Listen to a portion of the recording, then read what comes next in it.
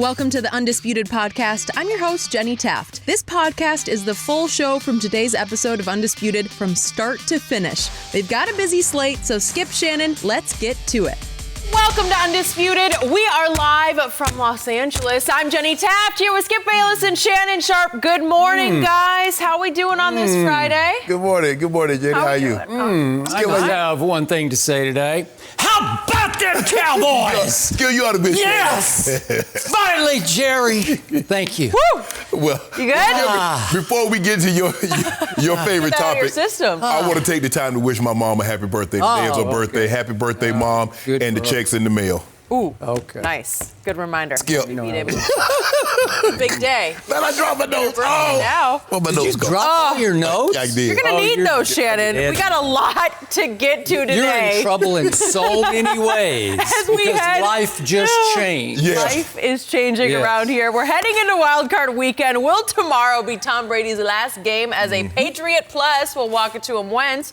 Extend the Eagles' winning streak into the playoffs. But first, we have to talk about the huge news out of Dallas last night. According to Ed Werder, Jerry Jones and the Cowboys have decided that Jason Garrett will not be a part of the organization moving forward. The move was expected but has dragged on all week, and there is still no official word from the Cowboys. Garrett's contract officially expires in 11 days on January 14th. So, Shannon, Yes. was this the right move? Yeah, Skip, I believe it was the right move. I believe it's time for both sides to move on. It didn't really make any sense. What I couldn't understand, you didn't extend Jason Garrett, Skip, after winning the division and winning a playoff game, but you were contemplating bringing him back after going 8-8 and missing the playoffs. What I think happened, Skip, I really believe Jerry Jones wanted to bring Jason Garrett back. But Steven, who's taken a more active role, he's going to probably be the guy that once Jerry do step aside, he's probably going to thrust himself in Jerry's position. Oh, I think he's thrusting. Yes. And he's like that. This might have been the first time he ever called him Dad. He's like, Dad, but no, he called him Jerry. This can't happen. We talked about this in the offseason. There was a reason why we didn't extend him. Sure. If we didn't extend him after winning the division in the playoff game, how can you bring him back after going 8-8 and missing the playoffs? That makes no sense, Jerry. And Jerry thought about it. Now, it's being reported, Skip, that third meeting didn't happen because I guess Jerry was in Aspen and somehow they had some problems getting out and it didn't happen. Maybe that was maybe had that meeting happened, maybe Jason could have talked himself into staying another year. Highly possible. Wow. Maybe that was in the cards. Maybe, Yep. God works in mysterious ways. And so he put it so Jerry wasn't going to be able to get out. But Skip, look, let's be all the way 100. The Cowboys have a very inflated view of themselves. Everything is based on marketability, not winning. Because since the last time they won the NFC Championship, 20 teams have more playoff wins than the Cowboys. And since they last won the Super Bowl, Skip, only 3 teams hasn't made an NFC title game since then. One of them happened to be the Cowboys, Washington, and Detroit. So this notion that the Cowboys, they win, once upon a time, they did win. But Skip, it was time for them to move on because now I want players held accountable because no matter how bad a player played or how bad an offense or a unit played, you could always scapegoat Jason Garrett. No more. Because that's what happens, Skip. You do understand this. You covered this game long enough. You know once they remove the head coach and a new coach comes in, you can't scapegoat that guy. Because they're like, whoa, you said that last year. It was Jason Garrett's fault. Now what are you doing? So it was time to move on. It's time for Jerry to find out what it's like to have a new voice in there. He wants a new voice. He and Steven, they come to the conclusion they needed a new voice. Hopefully everything goes accordingly. But it was time because Jason had just become basically Jerry's punching bag, and everything that went wrong with the Cowboys, it was his fault. But you have been defending Jason Garrett of late on this show, even calling him your pet name, Red, for him. Because for me, I just think that it's just so easy because he's low-hanging fruit. He doesn't have the cachet. But everything that went wrong, Dak didn't play well that's Jason's fault. Zeke didn't play well, that's Jason's fault. The defense didn't perform, that's Jason's fault. Now, Jason has been removed. It's going to be interesting to see who they blame now moving forward when a unit or a player doesn't play well. So I'm going to reiterate what I have been saying for years on this show. I was done with Jason Garrett after the 2012 football season. I said on national TV, enough is enough. He's not a commanding officer. He's not a general. He's not a motivator. He's the least inspiring head coach in the National Football League, and now he has been that these 9 seasons. 7 more seasons have passed since I first called for this man's job. So allow me first to say that yesterday afternoon was another nightmarish roller coaster ride for me. I went from supreme deflation to ultimate elation. And I hope you're right that Stephen was the voice of reason, because it may have come to that. Maybe yesterday. I have no idea. But all I know is I've known Ed Werder at ESPN for a long, long time, been in the trenches with him covering the Dallas Cowboys. And his first tweet in sort of midday was this one. He said, I can tell you this, people inside the building have begun to wonder if Garrett is going to have a role with the 2020 Cowboys, whether as head coach or in another capacity. Sure. That's where I was until West Coast time late last night, when the other tweet dropped, and it was breaking news. And I'm hoping that the news will stay broken, because there's still always that chance that Jerry would wake up today and read the headlines and say, I'm going to go back to Jason, because there's still been no official announcement from the Dallas Cowboys. Right. So let's cover our base on that one, because you never know with this guy, because I never knew that he would drag this out all the way to Thursday night. I don't get it. And yet the quote from Ed Werder when the bombshell dropped was that Jerry and Stephen wanted to treat Jason with an abundance of care and respect. Well, why would you let him twist in the wind all week? Why would you keep talking to him when clearly everybody was reporting it's a foregone conclusion? He's gone. So why would you have... You build a man hopes up thinking he can keep his job. And there were quotes yesterday from players about their exit interviews in which they were stunned to hear Jason Garrett talk in the future tense as if he were going to be the head coach. Right. That all the exit interviews were, next year we're going to. Right? Yes. It wasn't thank you, goodbye. It was, hey, let's get better. Yeah. Because you remember, hold on. You saw the NFL films part where Garrett Brown was on the sideline talking to the running backs. He said, now, if they get rid of me, I want you to know, guys, to know I look at you guys as my son. Okay. I appreciate everything. So he resigned to the fact that there's a very good chance that I'm not going to be here. But Jason Garrett was talking, I'm good. Okay. So if I can accept that this is the end, finally, of Jason Garrett, I want to congratulate Jerry Jones for finally reaching down and having the guts, and it did take some guts, to cut ties with his son, Jason Garrett, and finally leave that 8-8 comfort zone that Jason was so great at creating, because we all know Jerry was so comfortable with Jason. Yeah. He's so easy to work with.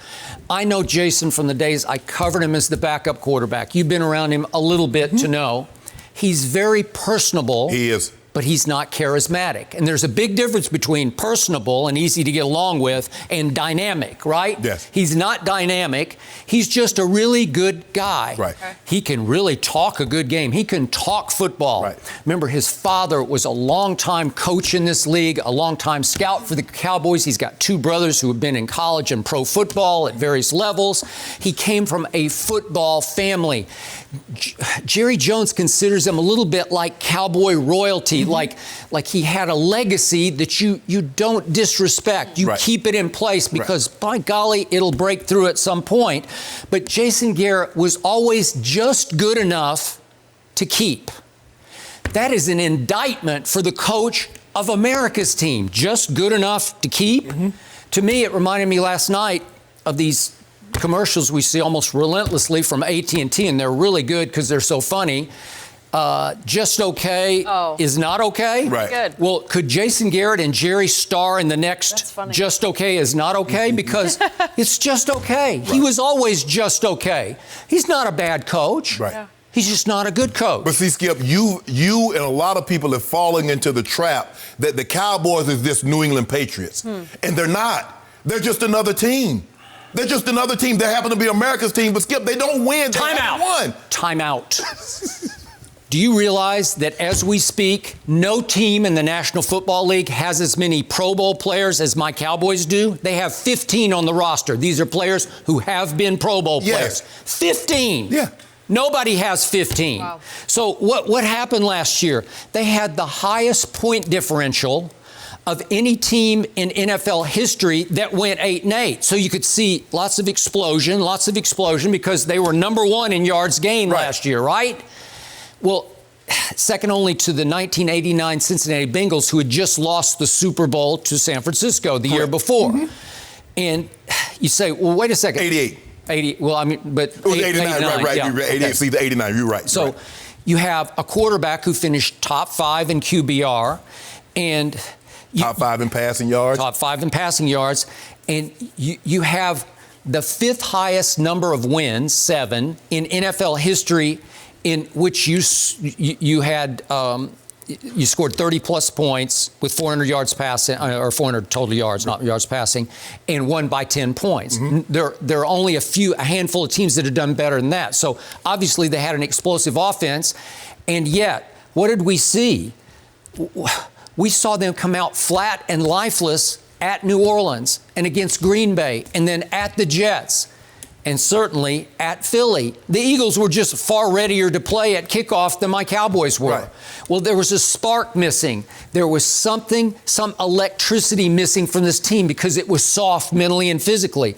I'm sorry, it just comes down to this same head coach who missed the playoffs 6 of his 9 years. And there were blips, but they were explicable blips because they did break through and win the division in 14 and 16 and 18.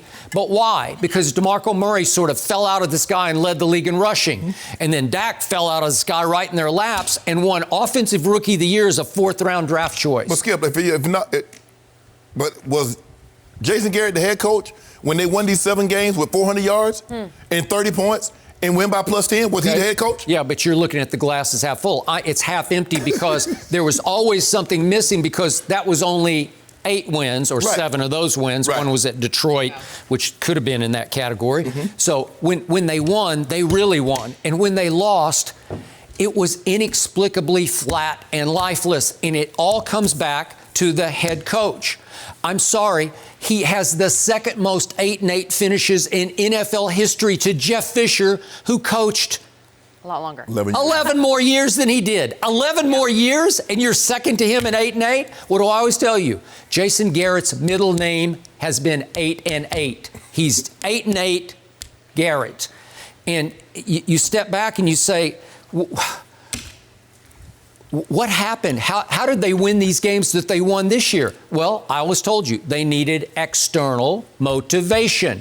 They needed Doug Peterson to turn into Dougie Prediction and guarantee that they were going to go down to Dallas and kick their tails on a Sunday night, right? Right. And what happened? My team got inspired by that. It wasn't by their coach, it was by the rival coach, and they won 37-10 and looked like a Super Bowl team.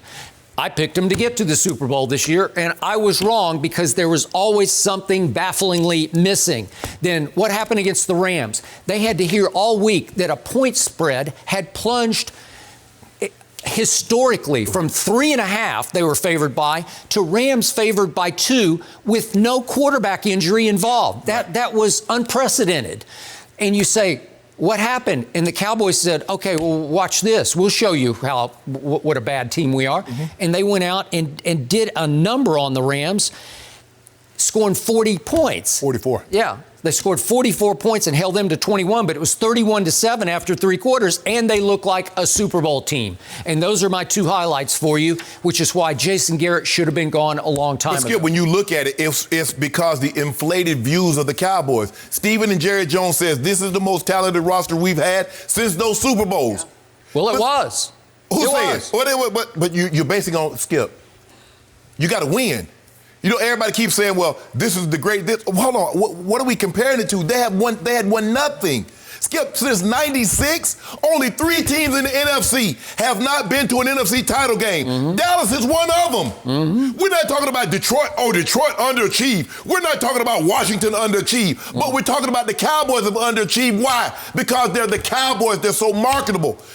I think if I'm not mistaken, 3 of the top 5 games involved the Cowboys. That's what everything is based on. Not that they TV win. Ratings, yep. TV ratings. Not that they win, Yep. Skip. They haven't won in a very long time. But it's because of you and fans like you that believe that the Cowboys are entitled to something. Skip, for me, this is why I never really held Jason that much accountable, because he never got credit when they won the division. Oh, see, even you, Skip, said Dak fell out the sky. Mm-hmm. Even DeMarco Murray. I told you I always told you this from the start, and this is not 20/20 hindsight. They won in spite of him. Well, why can't they? Why did they lose in spite of him? Well, they did. What do you mean? But I'm saying they won in spite of him, but they lost because of him. How? He inspired no fear in that locker room. They were not afraid to lose. Nobody was afraid to lose their job. That's Jerry. Jerry stripped him of that power. I don't think so in this case. I think in the end, Jason's just not that guy. He's not. He doesn't have a volatile personality. He's steady Eddie. Mm-hmm. He's always in a good mood. And he created a comfort zone not only for Jerry, but for the locker room. And when it's going good, it's just fine. They'll just play right on through it. But when they need somebody to light their fire, he was incapable of lighting their fire. He just kept doing the same thing over and over. They had tuned him out. You know, and I know, his pregame speeches just spilled over with cliches and platitudes. And after a while, it's just pure vanilla. Mm-hmm. He comes across as just pure plastic to me. He's a zero as a motivator. I can't argue with that. But for me, Skip, when playing in Denver, and I just base it on that, there's nothing that we did that I didn't think that this was Mike's doing. That, Mr. Bolin might have had something to do with it. But when the players, are we practicing at this time, is this Jason's decision, or Jerry said this? This move, was this Jason's decision, or was it everything that happened? There was no question in my mind. Oh, this is what we're having today? Oh, Mike wanted this. Oh, this is what time we're leaving? Oh, Mike wanted to leave it this time. Oh, we're having practice at this? Oh, this is what we want. No, that's not it in Dallas. When Christmas, that was when Mike wanted to, look, we put it to a vote. Well, okay, you want to have, you want to wake up with the kids and open present, or you want to have practice. Really, whatever John wanted to do with the kids, that's what we were going to do. I was fine because I was by myself anyway. But that being said, Skip, at some point in time, okay, Jason Garrett, if what Aaron Waters is reporting is true, is gone. At some point, Skip, he's going to have to allow the coach to be the coach. He's going to have to allow the coach to have the power. And the players know he has the power. Because if the players feel that they can circumvent the coach and go to Jerry or voice a concern with Jerry, you're back in the same situation again. And that's why Troy keeps reiterating. See, Skip, Troy was there for Jimmy. He was there for Barry. He was there for Dave Campo, if I'm not mistaken, or Chan Gailey. Chan Gailey. Mm-hmm. So he saw it. He saw the way it was going, like, okay, man, the players showing up late, the players not caring, the players not being held accountable. He saw that. And he also saw the reasons why. Because Jerry had stepped in and wanted to be buddy-buddy. Like you said, Jerry like to be buddy-buddy. He gonna see the guy that out. He gonna send him a drink over to the table. You know how Jerry is. Okay, so why did I take my stand after the 2012 season? 2011, what happened in that year? They were 8-6 going into 2 division-deciding games to end the season, and they lost both of them. Yeah, who was the quarterback? Finale to the New York Giants. Who's the quarterback? I'm not even sure in 2011. Tony Uh-oh. Was he yet? Yeah.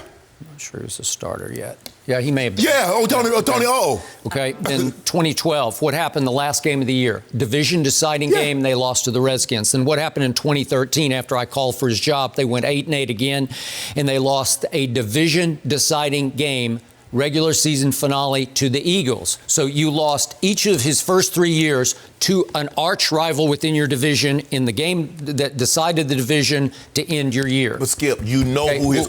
Wouldn't you know that's something's missing? Like you're real close because nobody ran away with the division any of those. Okay, well, what about when Tony Romo threw for all them yards? And when it came down to it against the Broncos, was that Jason Garrett's fault that Tony Romo hit Janet Trevathan between the 5 and the 9? No. Because we've seen this, Skip. We've seen Tony Romo in big games come up small. Okay. But it was only now that all of a sudden we blame Jason Garrett. Jason Garrett was there then. You didn't blame Jason, you blamed Tony Romo. So now that Romo's not there, we got to have somebody. We can't blame Dak Because, see, you keep saying that they was explosive, these fireworks. Well, fireworks are only good if they go off. So when was the fireworks going off? In meaningless ball games. You're beating Washington. You're beating the Giants. You're beating Miami. But when I need you, where were you at Minnesota? I didn't see no fireworks in Green Bay. I told you Buffalo. they came out flat. They weren't ready to play any of those games because of the head coach. You know it, and I know it. It's as simple as that. At some point, something missing. Okay, I give you that. But Skip, as players in that locker room, I understand, but it's where you play. Where is Dak? Where are your guys that got to see on the jersey? That was part of my job too, not just to go catch passes. I needed to make sure the guys were ready to play. If you listen to go to the NFL film, Mike would always say, "Get them going, 84." That's my job.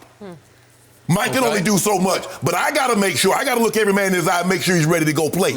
Okay, Dak, you got to see on your jersey. Okay, Zach Martin, you got to see. Jalen Smith, all you guys with the C's, come on now, I need you. Yeah. Maybe, but you had Mike Shanahan, who was a fire starter. Yes. He was a fire builder. He was scary. You were a little bit afraid of him, as was everybody. There was fear factor in your locker room that if you didn't do your job, you might lose your job. Yes. There's none of that going on with this team. Because they know Jason has no control. He has no power to do that. Jerry has robbed him of that ability. Even though you said Jimmy didn't have final say. He did not. The players thought he did, and that's all that matters. But look at, even you agreed at the first of the year, you could make a case this was the most talented team in football this year. Pro Football Focus had them all year as one of the top couple of teams. When you look at Dak and what he's been able to accomplish, you look at Zeke at that point in time, had led the league in rushing 2 to 3 years, and even the year that he missed, Skip, he had more yards per game than anybody. So you look at it with the offensive line, and you look at the way the players have played up until this point, you're like, okay, they got something special. But at the end of the day, Skip, players play, coaches coach. I can put you in the position, but at some point in time, I need guys to make plays. I need guys to make throws. I need guys to make catches. I need guys to make runs, and I need linemen to get a little extra push. That's what I need. Because Mike did a heck of a job. He and Garrett Kubiak, who's the offensive coordinator, did a heck of a job. Our position coaches did a great job. But at the end of the day, Skip, we're out there playing. We got to go get it done. And right now, the Cowboy players are not getting it done, and they scapegoat to Jason Garrett. Now, you know what? I got to give Jerry Jones credit for this, he and Will McClay, because they have consistently provided Jason Garrett with a lot of talent. You never said this was an under-talented team or a completely overrated team. Underachieving. Underachieving is on the head coach. I'm sorry, it's on the head coach. So what happened last year? They start off 3-5, and they are just abysmal. And Jerry Jones went and got Amari Cooper. And I thought it was the move of the year, the executive move of the year. And they took off and went 8-2 and won a first-round playoff game over Russell Wilson. Okay, if you don't mind me asking, who was the head coach? Okay, they were 3-5. That was Jason Garrett. When they turned around and went 8-2, who was that head coach? They had a different one? External motivation. Come on, Skip, you can't do that. All of a sudden, you bring in somebody who changes life, and it just takes off. And it's not him motivating. Okay, he changed your life. Okay, so where's that guy that changed life last year? Where was he? Amari Cooper, he changed your life last year. Yeah. Now, where was Jason Garrett when they went 3-5? Or where was Ezekiel Elliott when they went 3-5? Hold on. You just said Amari Cooper changed life. Whose life did he change this year? Well, that's the point. They weren't ready to play in a lot of these games. How can you take the most talented team in football and fall behind 31-3 to Green Bay at home? Because your quarterback, where was those 400 yards then, Skip? Well, there are 4 quarters in a football game, and what do you end up throwing for? 4. They had the most yards that they threw. Is it coincidence that the most yards in some of the games that they threw for the most yards, that had the most total yards, they fell behind by the largest margin? 28, 17. Yes, it's the calorie, Jen. Not ready to play. Not ready to play. And all of a sudden, my quarterback says, I'm not going to take this anymore. Watch this. And you realize in the modern era, not in the era you played in, but you get 4 quarters. You guys played 3 quarters back in the day with no face mask. So I don't remember falling behind 28 points. Well, I wish I might be on the team fall behind by 28. I've never seen a team this explosive fall behind that badly. Skip. Head coach, start over. You ought to be ashamed of yourself. Now we're back in business. You ain't back in the Skip. Think about all the head coaches that you've had since 1990, since the last time you won a championship. So what? Well, it seems like Jason Garrett's been there forever. No, he hasn't. He has. Y'all had 20 years. I know. Y'all had Player Gailey, you've had Campo, you've had a lot of different guys. Skip. Stop blaming this on Red. But just Red to put it deserved in better. perspective, 20 years he's been a part of that organization. Yes. I mean, that is a He long deserved time. better. So maybe it's okay it took But I hope y'all happy, Dak, Zeke, DeMarcus Lawrence, Jalen Smith. I hope you're happy. The big you got a guy question fired now- on your watch. No mercy. Well, reports are saying that Jason Garrett will not be part of the Cowboys organization moving forward after Garrett had his fourth 8-8 season. Rumors have swirled around who Jerry could target as the next head coach. Urban Meyer, Sean Payton, and Lincoln Riley are a few prominent names that have been thrown out as possibilities. So, Shannon, who would you hire to be the next Cowboys head coach? Well, I don't know if I'd be in the situation had I had Jerry Jones money, could own the team. I would probably be willing to pay someone and step back and let them do their job. But for me, Skip, I would do everything I possibly could to get Sean Payton. I would offer New Orleans a deal similar to what Tampa gave the Raiders to get John Gruden. Wow. 2 2s, 2 1s, and $8 million. Now we prorated it. We did a little calculation today, Jenny. Inflation, 2% inflation. That's a little over $11 million now. So that's what I would go. Because Jerry said at the combine, Skip, you have no idea the obscene size check he'd be willing to write for that Super Bowl title. Sean Payton might be as close to a guarantee as you could get.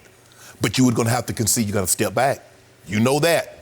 And it's Steven's job now to convince his dad, okay, Dad, we've been doing it this way for almost 25 years, quarter century.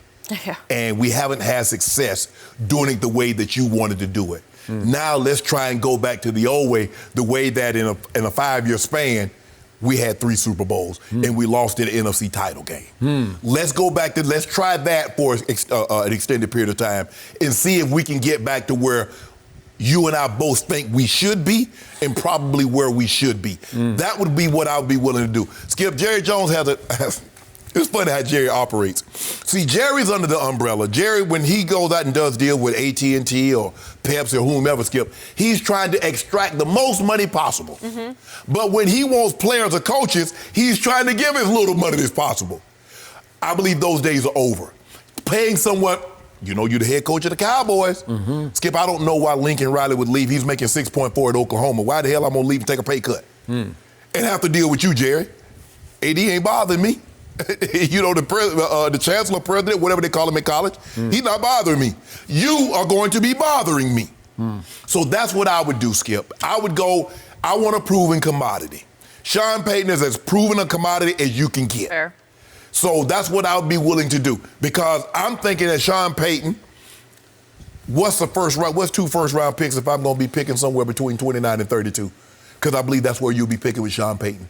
I believe every year it's a foregone conclusion. At worst case scenario, you're going to be playing, barring a major significant injury, you're going to be in the NFC title game. And you're probably going to go further with him.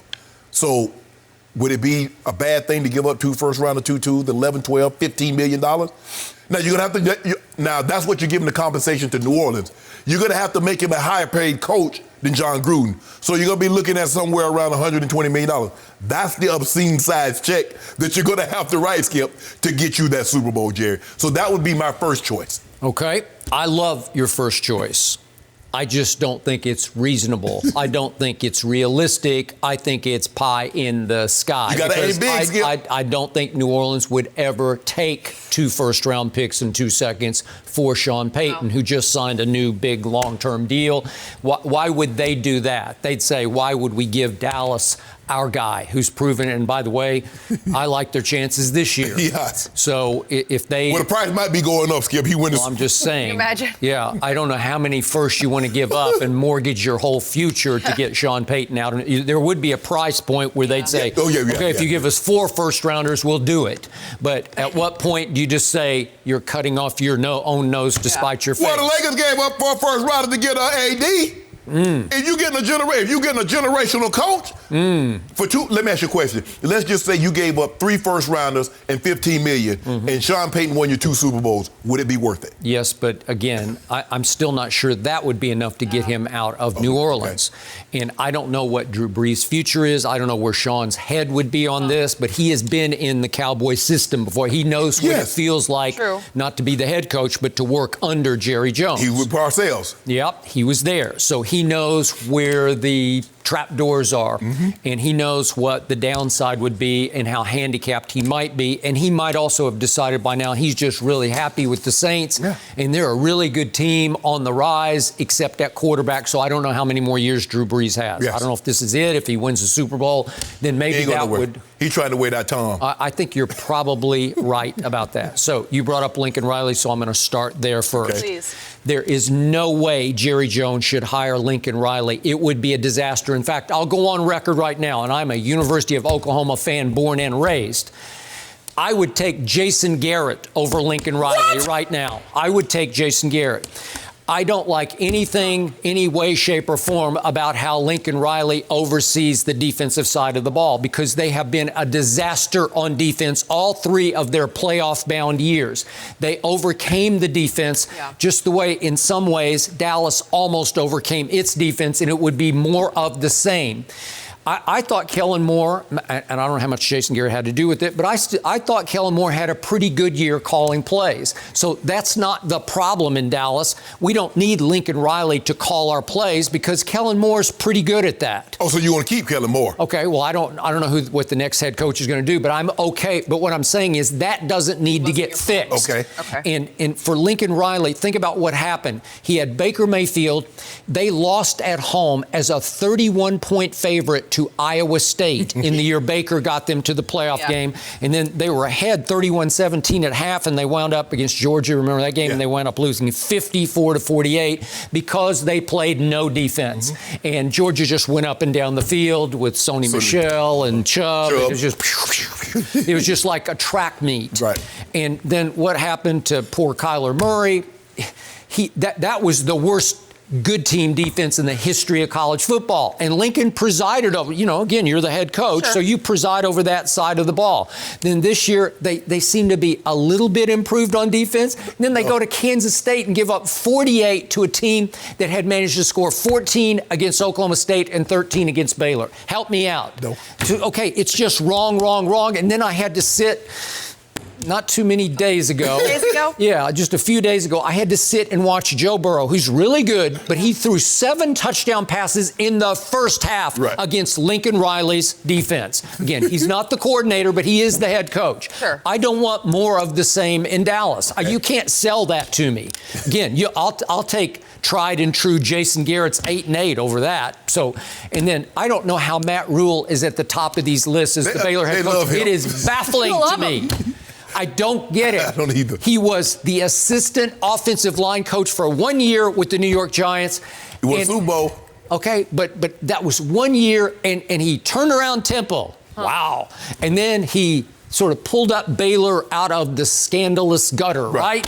And they were ahead 31-10 over my Oklahoma Sooners at home this year and blew it in the second half. Really? They lost the Big 12 championship game to Oklahoma, and you're going to tell me he's the next head coach of the Dallas Cowboys? Stop it. Which leads me back to a guy who is tried and very true in college football. I've told you from the start, I am a big Urban Meyer fan. He obviously works at this network. Jenny has been around him a lot. I've been around him a little, but I've watched him very closely at Utah and at Florida and at Ohio State. And he was spectacularly successful at all 3 stops. Has he coached one down in pro football? He has not. He just has charisma. He has drive about him. In fact, he drives himself sometimes completely over the edge, and he needs to take a year off. But I would take a sort of refueled Urban Meyer, ready to go in Dallas, and he said on Colin's show, what was it, about a month or so ago, that's one pro job I would have to look at. It is America's team, and he obviously had Ezekiel Elliott at Ohio State, and he says, Dak Prescott and Zeke, I would take that. And somehow Urban, even though he's offensive-oriented play caller, his defenses are always pretty to very good. So he gets that side of the ball. So I would be very intrigued by Urban Meyer, and that would probably be my first choice. I don't know if Urban could bite the Jerry Jones bullet, because you got to bite, you got to swallow it. Is what you have to do. Yeah, you ain't biting, you and swallow I don't it. know. And again, Jenny has said many times he likes to control every little nuance of the program, and Jerry would have to concede a lot. And there's an X factor in that. Could he be Jimmy Johnson, come straight from college to pro football and be a quick success? Could he be a Jim Harbaugh, who came right out of Stanford, and those first 3 years in San Francisco, it was off the charts. They got to the NFC Championship game 3 straight years and got to 1 Super Bowl and should have won that because he switched horses in midstream and went with Colin Kaepernick. And I can't give up the fact that Jim Harbaugh showed me a lot in pro football. So would I have him on my radar? Yes, I would, because obviously Dallas hadn't been to an NFC Championship game in 25 years. And he got to 3 in a row right out of the gate. Okay, that's pretty great. But could Jim Harbaugh get along with Jerry Jones? No, he could not. Zero chance. They wouldn't even make it through the first interview. I don't think. I mean, you know Jim. I don't think either. The dynamic, it doesn't. But guess who my second choice will be? You ain't gonna like this. Old guy down there with Tuscaloosa. Old St. Nick. Seriously? See, Skip, but the reason why pretty disastrous we are at going Miami. Towards the college direction. But here's the thing. The quarterback. I believe the situation had he got Drew Brees because they flunked Drew Brees. Now remember, Skip, they signed Dante Culpepper, who was coming off the knee injury. They did. So they flunked one, and that changed everything. Yeah, we're talking about with the Dolphins. With the Dolphins, right. I believe because I agree with you. I believe Lincoln Riley is a specialty. He's a specialty.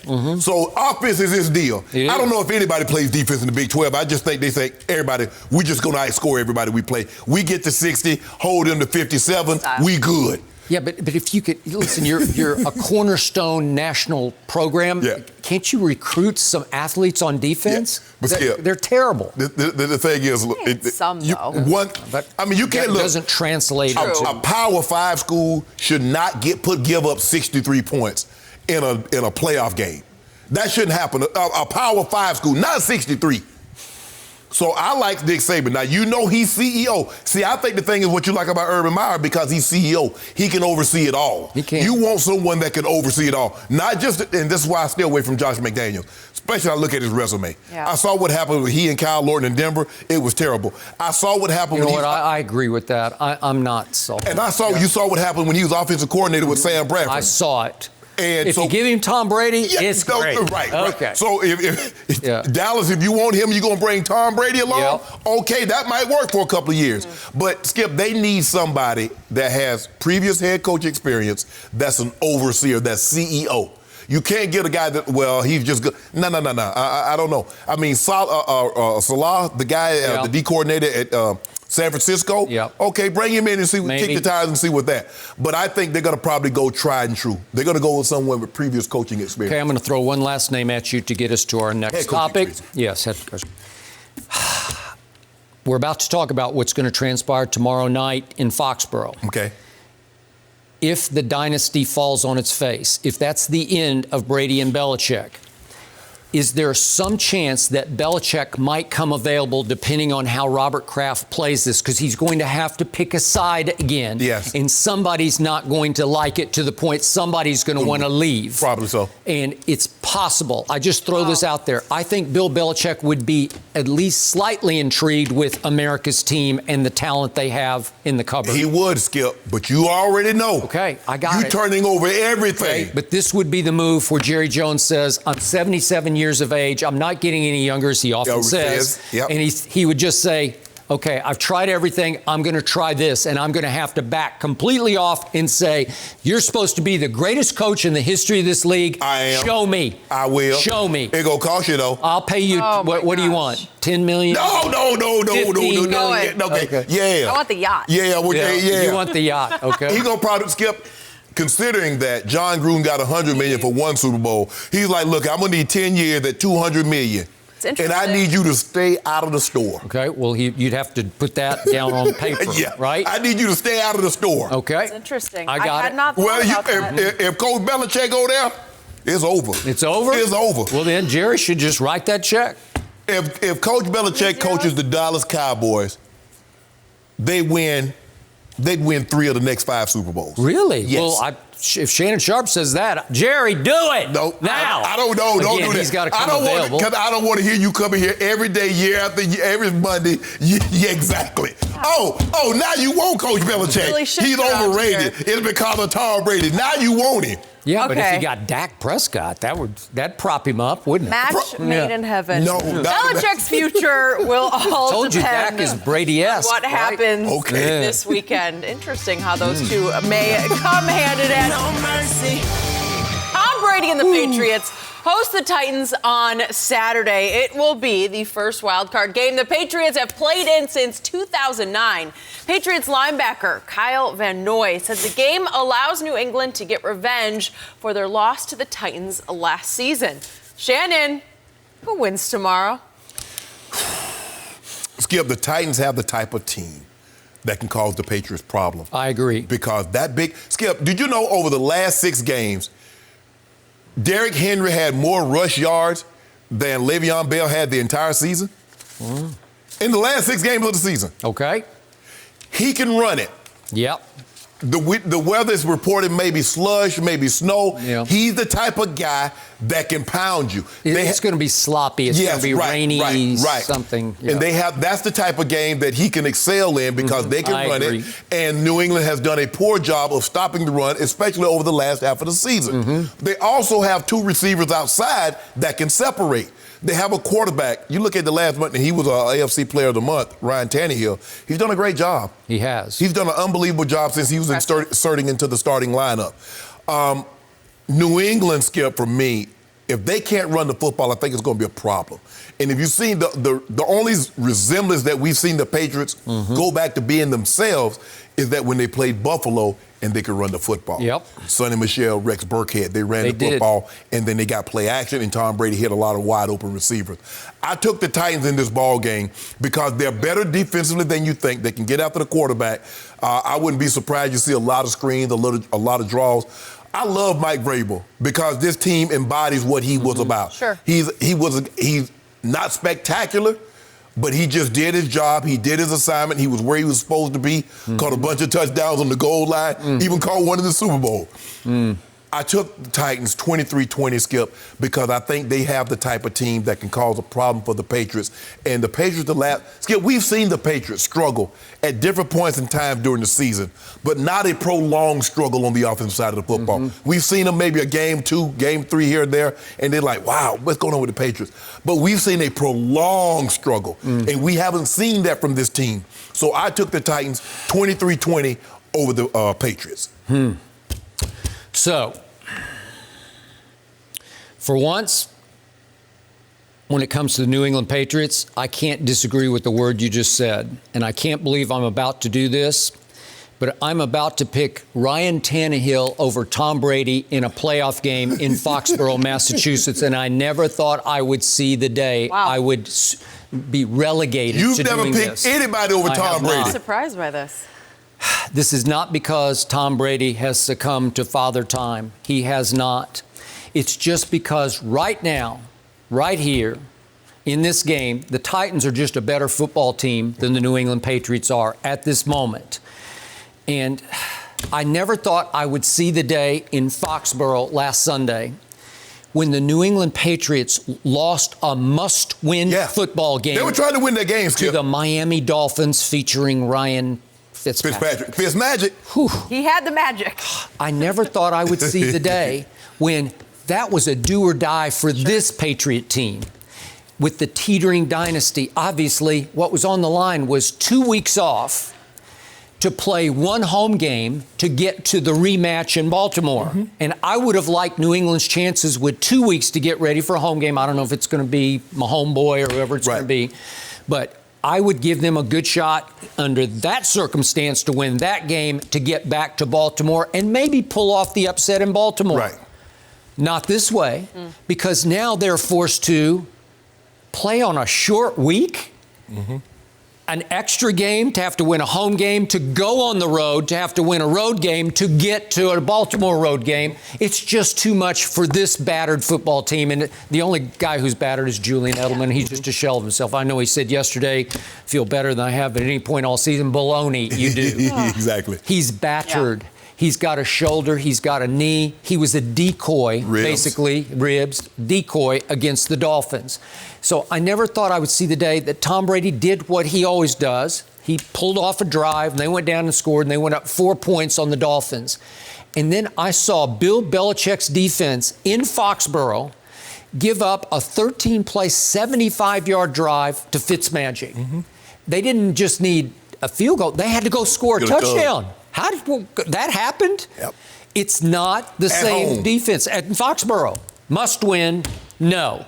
So how can I pick New England to win a must-win playoff game, a win-or-go-home playoff game? I just can't because of what you just detailed.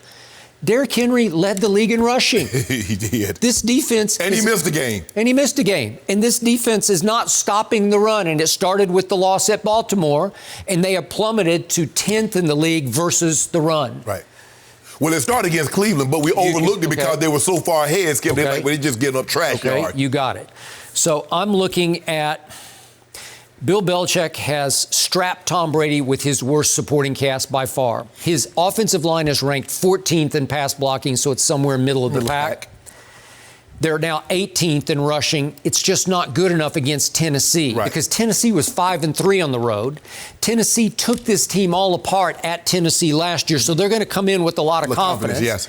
And they've been notorious for going in and sort of spoiling the party for my Dallas Cowboys last year on Monday Night Football. Right. Remember that? Right. Just before Amari sort of kicked in. Mm-hmm. And then... what did they do this year? Remember game 1 at Cleveland? Right. The Browns were the it team. They went in there and won 43-13. Skip, you remember the playoff game? They went to Kansas City. They were down 21-3. They were. And Derrick Henry started running wild, and all of a sudden, that was Mariota. Skip, people don't realize Ryan Tannehill is number 1 in yards per attempt, number 3 in completion. He finished 8th in QBR. He did. He's found a home. And again, I've never been a fan of his. No. You can look it up. Yep. I was not a fan of his going into that draft. I watched him a lot at Texas A&M. He's a former receiver that they turned into a quarterback, which is always like a bad sign because you've seen quarterback receivers before, like the little guy who plays for your Eagles now. We're going to talk about them in a little bit, Greg Ward Jr. But the point is, Ryan Tannehill went there. He was recruited as a receiver, and he sort of tried out at quarterback, and they said, oh, you can wing it, and you're a big kid who can run a little bit. Well, he's 0-6 at Foxborough, and I think he's about to be 1-6 because Tom Brady's receivers are dead last in separation in the league. No surprise. And the tight ends are dead last in the league in production. So you went from Gronk to dead last. You went from Antonio Brown to can't separate, right? Right. So I don't see, it's like staring you right in the face. I'm surprised they didn't go back and try to get Martellus Bennett out of retirement. Well, he'd have been better than what they got. Matt LaCosse, really? Oh, I don't know. Tom Brady 20-3 though in home playoff games. Yeah, but most of those losses normally come in wild card rounds. Yeah, fair. I mean, when they do. And New England's never won a Super Bowl off this path. Right. You're right. This is a hard path. Man. And the thing is, Skip, like last year they caught fire. They were able to run the football, and they ran the football down people's throats. They had Tom. Tom was doing Tom things when he needed to. He did. But when you can run the ball like this and play action off it, it makes Tom's job a lot easier. And the offense, because the defense have to sit there, we got to hold in and stop this run. Yep. And so that just split second gives Tom an extra step to get back there and survey the field. But this is not the Patriots team. This is the first time. I don't think anybody can say, man, they look like the Patriots. No, they haven't looked like the Patriots all year. There was that glimpse against Buffalo. Yeah, Buffalo and Pittsburgh were the 2 games we like. But that was opening. Right. And in between, you're like, what's going on with the Patriots? And you just brought up Mike Vrabel, but he is the flip side of Jason Garrett. Yeah. He is a commander. Yes. He inspires extreme overachieving effort. And he inspires fear in his locker room because he is a tough guy. Yep. He is a no-nonsense, I will take no guff off nobody kind of a guy. You're right. Flip side of Coach Clapp. Played for Belichick for 8 seasons. He did. He knows him well. He knows the mentality. According to reports, Jason Garrett will not be retained by the Cowboys in any capacity. Garrett had a .559 win percentage with the Cowboys and made the playoffs just 3 times in 9 full seasons as head coach. So, Shannon, how soon does Garrett get another job?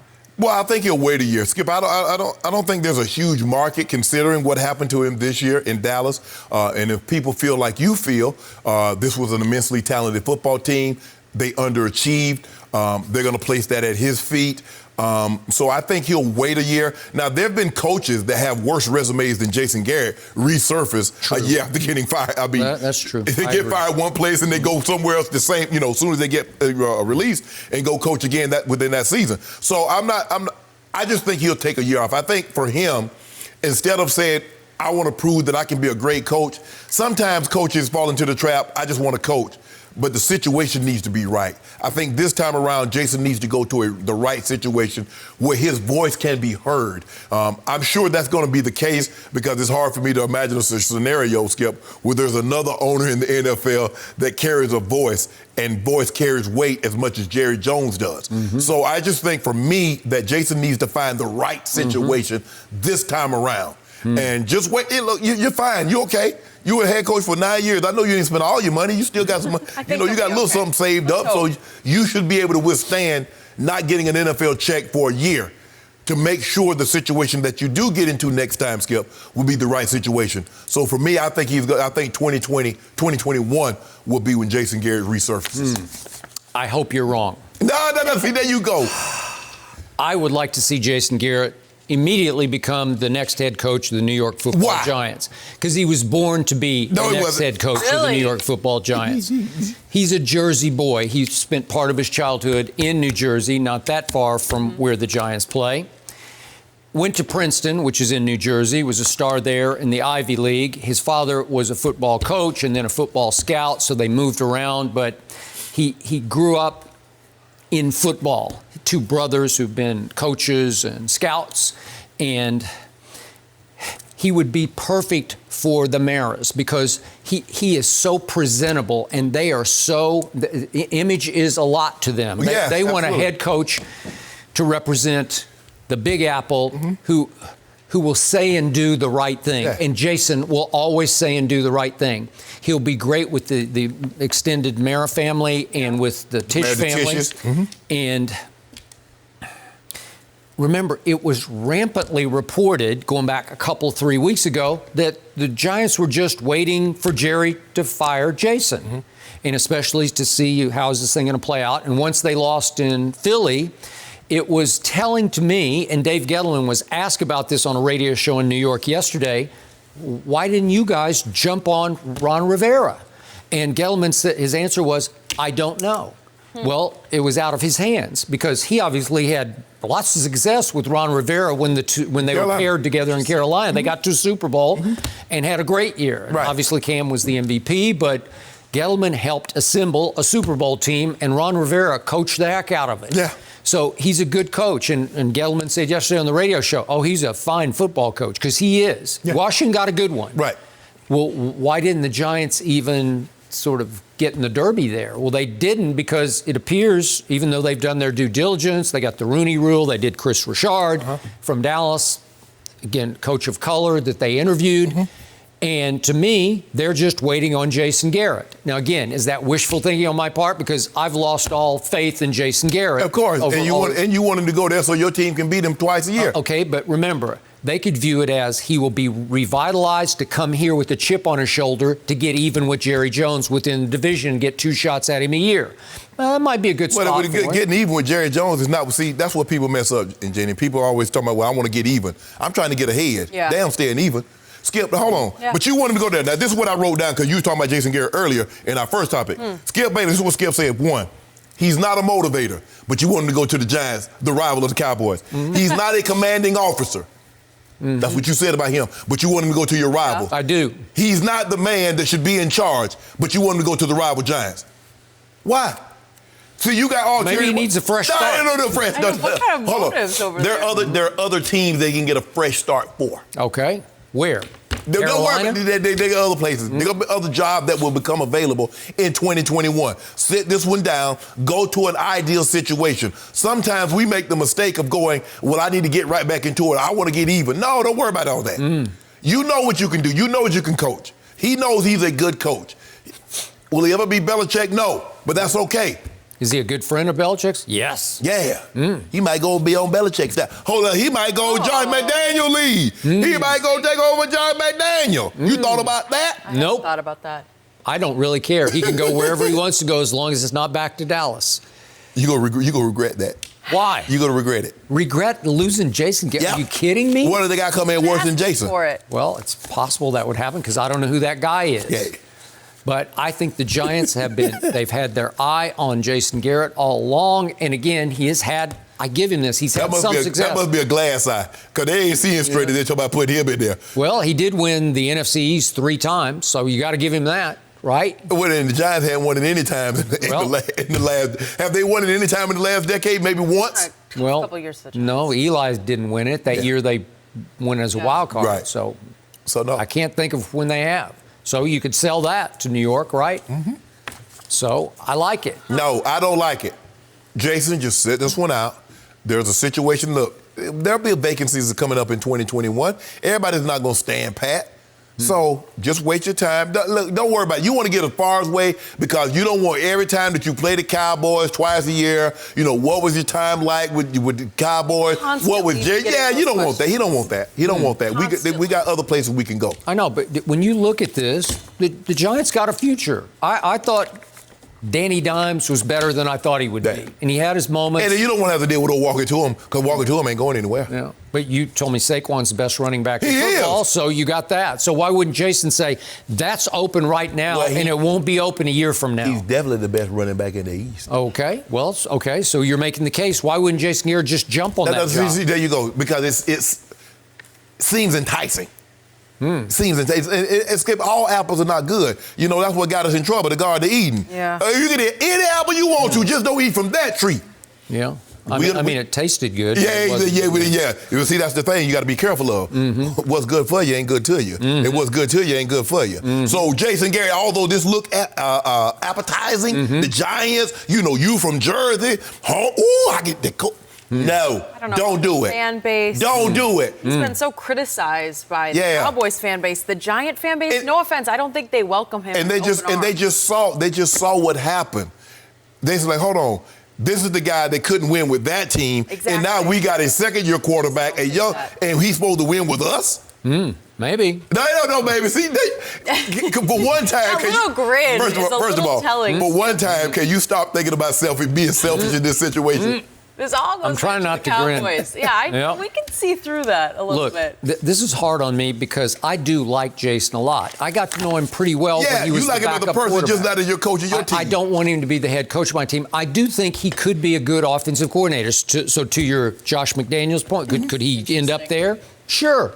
Would he be good? He and Belichick are tied. He had dinner with Belichick up on Nantucket. Yeah. Right? Yeah, well, Jenny got a place up in Nantucket. Really? Yeah, no. The dream. I used to go there in college. It's pretty nice. Okay. Yeah. Right. Didn't run into Belichick, but it's pretty I ain't got no place in Nantucket. Yeah, it's fun over there. That's what everyone does in Boston. No mercy. According to Ed Werder, Jerry Jones and the Cowboys have decided that Jason Garrett will not be part of the organization moving forward. The move was expected, but has dragged on all week, and there is still no official word from the Cowboys. Garrett's contract officially expires in 11 days on January 14th. Fox Sports NFL analyst Eric Dickerson joining us now. Eric, today is the day. Are you surprised by this news? I know one man's happy up here. You got that right. Am I surprised? No, I'm not surprised. I look at the Dallas Cowboys. I'm not a Cowboy fan. You know that.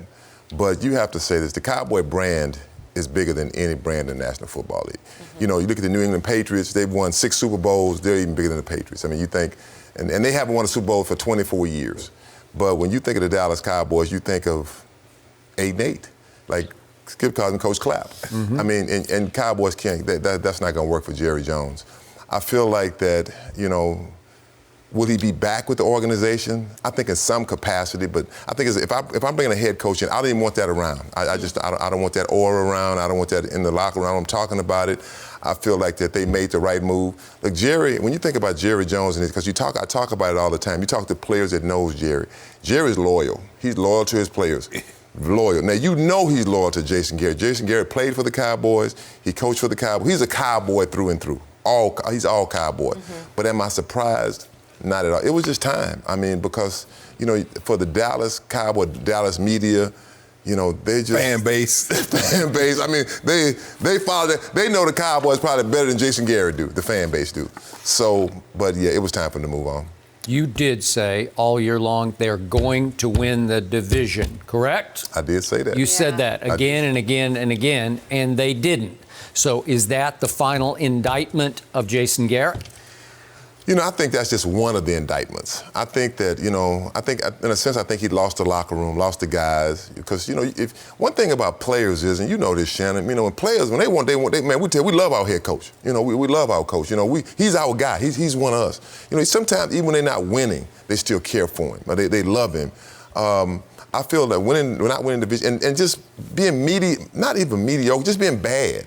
I mean, they haven't been to the playoff. They won with the NFC Championship games since 2016 when they first got Zeke. They were 13-3. They've been 8-8, 9-7. I mean, that's just not the Dallas Cowboy way. That's not the Jerry Jones way. I think Jerry expects more out of his Dallas Cowboys. I know for TV, it's always good when the Cowboys are in the playoffs. Right. It really is, because that's going to give everybody the Cowboys. And I just feel like that not winning, with people talking about how great this roster is, and, just a plethora of things I think got him fired. I'm not surprised. I'm just surprised that it lingered like this, Skip. Now, you didn't offer the guy a contract extension. He won the division. He won a game in the playoffs. But you held on to him for an extra 4 or 5 days after going 8-8 and missing the playoffs completely. That made no sense to me. Me either. And so, no, I'm not surprised that he's not there. It was time for them to move on for both sides. And Jerry is loyal, and that's what made it so hard, because he had gotten too close to Jason. And when you get close to someone, it clouds your judgment. Yeah. And I think Steven had to step in and say, Jerry, look, we didn't extend him for a reason. Now, we had in our minds, I think anything less, Skip, than getting to the NFC Championship game was probably going to cost Jason Garrett his job. Not only did he not even get to the NFC Championship game, hell, he didn't even make the playoffs. How you gonna keep your job? You don't make the playoffs when they don't give you a contract extension. So you would think like, okay, well, I did make the playoffs last year. I won the division. This is my third time. What is his third division? That was his third division in like 5 years, and he didn't get an extension. You can't go 8-8, miss the playoffs again completely, and think you're gonna hold on to your job. I'm just surprised that Jerry let it linger. Why would you need a meeting? Okay, you had the meeting on Monday. Why would you need a meeting on Tuesday? Why would you need another meeting on Thursday? So no, I'm not surprised. I mean, that's just cruel to me. That's like torturing the poor guy. It's like you wouldn't want to fire your son. And that's what he's like. You're like, come on, son. Come on, daddy. Yeah, that's what it's like. Because Jason had he had gotten so close to Jason. He did things with Jason that he never did with Parcells, what he never did with Campo, Chan Gailey, any of his other coaches, Skip. He never got that close a relationship. And when you get that close, Skip, sometimes it clouds your judgment, and it makes it even harder, because you really don't want to see that person hurt. Like, dang, I'm taking food off this man's table. Sure. His family's gonna probably have to move, and I don't want to be responsible for that. But you're in this business. Hey, it's just a matter of time. When coaches, Skip, it's kind of like being in the military. You're going to be all over the place. Okinawa, you're going to be in Camp Pendleton, Camp Lejeune. You're going to be all over the place. You understand that. That's what it is. Unless you're Coach Belichick. Coach Belichick sat down roots for 20 years in New England. But that's the anomaly. Rarity. Yeah. So, my man Eric Dickerson just said that Jason Garrett had lost the team. I don't think he lost the team. I'm not sure he ever had the team to start with. But they did. In the grand finale, and it was horrifying to me, they beat the Redskins 46-17. The same Redskins just the week before who almost upset the Eagles and knocked them out of it, right? Yep. Did I tell you going to beat them, though? I said they're going to beat them. I said that last week. Okay. They would beat the Redskins. Okay, but they didn't just beat them. They beat them down. They put on another Super Bowl show, They beat them down. Okay, so they didn't quit on Jason Garrett, but they never quit on him. But the problem was they didn't hate Jason. They didn't love Jason. He was just comfortable. I hate that word comfortable. If I ever put that word in the same sentence with a head coach in your league, no good. No. Doesn't work. No. Because comfort zone will give you 8-8, especially when you have arguably the most talented team in the league. And again, I'm going to make this point strongly. No team had more Pro Bowl players who have been in the Pro Bowl than this Dallas team did in the league. 15 former or current Pro Bowlers on this Cowboy team. Nobody can match that. That's an indictment of the head coach, wouldn't you say? Because his middle name is 8-8. He's a good guy. I covered him. I know him. He is personable, but he's not charismatic. And there's a big difference between being a nice guy and being a fire builder who can go in the locker room and just start a fire that rages onto the field. And you guys have played for guys like that. Coach Robinson, I was around him a lot at USC. I covered those USC teams way before you knew him. And boy, I would run through a wall for Coach Robinson. Right? I did a you couple did. times. You ran through a bunch of walls. Okay, so Jason was too nice of a guy, and all I could ever say about him was he was just good enough to keep. Well, that's not America's team's coach, right? No. If you give that guy the most talented team in football, or at least one of them, let's say top 5 talent in football, you're going to get back the results that you got this year because they were explosive offensively. They put up some historic offensive numbers. And Shannon says they're garbage yards or they're this. Well, the problem was they kept coming out flat and lifeless. You can't win in this league. The fine line is too close. They kept falling on this side of the fine line while the Green Bay Packers, with a rookie head coach, kept figuring out a way to win ugly, as they said. But they kept winning. They won a whole bunch of games. They won 13 games. They won all the games that Dallas didn't. And against Green Bay at Jerry World, my team came out like dead, like from the dead zone, and fell behind 31-3. That's an indictment of the head coach, not ready to play. In the game of the year at Philadelphia, my team was not ready to play in that game, and the Eagles were really ready to play. Yeah. Are they much better, if any better than Dallas? No, they're not. But they came out ready, and they jumped ahead 10-0 in a game like that. That seemed to be, that was just about game over, right? And my offense that was so historically explosive managed not to score a touchdown at Philadelphia. Right. 3 field goals. Skip, you mentioned something about being comfortable. I think in professional sports, you can never get comfortable. Never. Be a player, a coach, you can never. They say there's a saying that says a comfort zone is a great place, but nothing will ever grow there. That is true. And you look at Jason Garrett, they got comfortable. That's why you got 8-8, 9-7, 10-6, 8-8. Well, you get 13-3, you get 8-8. You can't have that, but I'm still a firm believer, Skip. Look, you mentioned that they have 15 players that are going to the Pro Bowl or going to the Pro Bowl. DeMarcus Lawrence, he went to the Pro Bowl. He played like one last year? What about Byron Jones? Nope. There are a lot of guys. I thought he played Amari Cooper. Did he play like a Pro Bowler, Skip? No. Jason Witten's on that roster. Jason Witten a long way from the Pro Bowl. You see, Skip, at some point in time, Edie, you understand this, is that your Pro Bowl players, your best players, got to play like that on a regular. They do. I'm not sure that on a regular basis, those guys competed and played at that level that we're accustomed to seeing, and that's what you get. Now, the coach is going to pay for it because, you got $100 million tied up in DeMarcus Lawrence. You ain't cutting him. You got all that money tied up in your lineman. You're not. But game in and game out, Skip, we didn't see the consistency. And you know this, Ed, if your guys the guy that you're counting on, now you need a guy here that'll make a special teams play or make a play. Yeah. But the guys that you count on, that you pay top dollar to, they got to play every single week. And I didn't see enough of that from the Cowboys. I never did. And I'm going to go back. I'm not being 20/20 hindsight hypocrite on this. After Jason's second full season, another 8-8, I said that's enough. He's not that guy. He's not right for this team because he's not a commanding officer. He's probably a very good offensive coordinator, and he can call plays. I get that, and maybe he'll find another job as a play caller. I'll give you that. But as the CEO of the locker room and the football team, he wasn't the right guy. I saw them his first 3 years, and Jerry hung on. I saw them lose a division-deciding game each of his first 3 years on the regular season finale game. They lost to the Giants, then the Redskins, then the Eagles, and they fell to 8-8 each time. Isn't that enough? Okay, that was 7 and 8 years ago, right? That would be enough for pretty much any other owner if he wasn't as close as he was. That is correct. With Jason Garrett. And that's where the problem came in. You said he was just so... Too close. Too close with him. And another point you said is that, when you have a coach that can really fire you up. I mean, you said that John Robinson, he come and fire you up. Ron Meyer could fire you up. I mean, I remember, boy, we'd be on the meetings on Tuesday, and he coming at, crying and hitting on the board. Like, let's go play right now. Let's go play right now. I agree. We I was around Ron a lot. Yeah, we couldn't wait. We couldn't wait to play. And like I said, I like Jason. I don't really know Jason that well, but I talked to him. Nice guy. Sure. But one thing about football is you can be nice, but you got to have that dog. You got to have. Hey, look.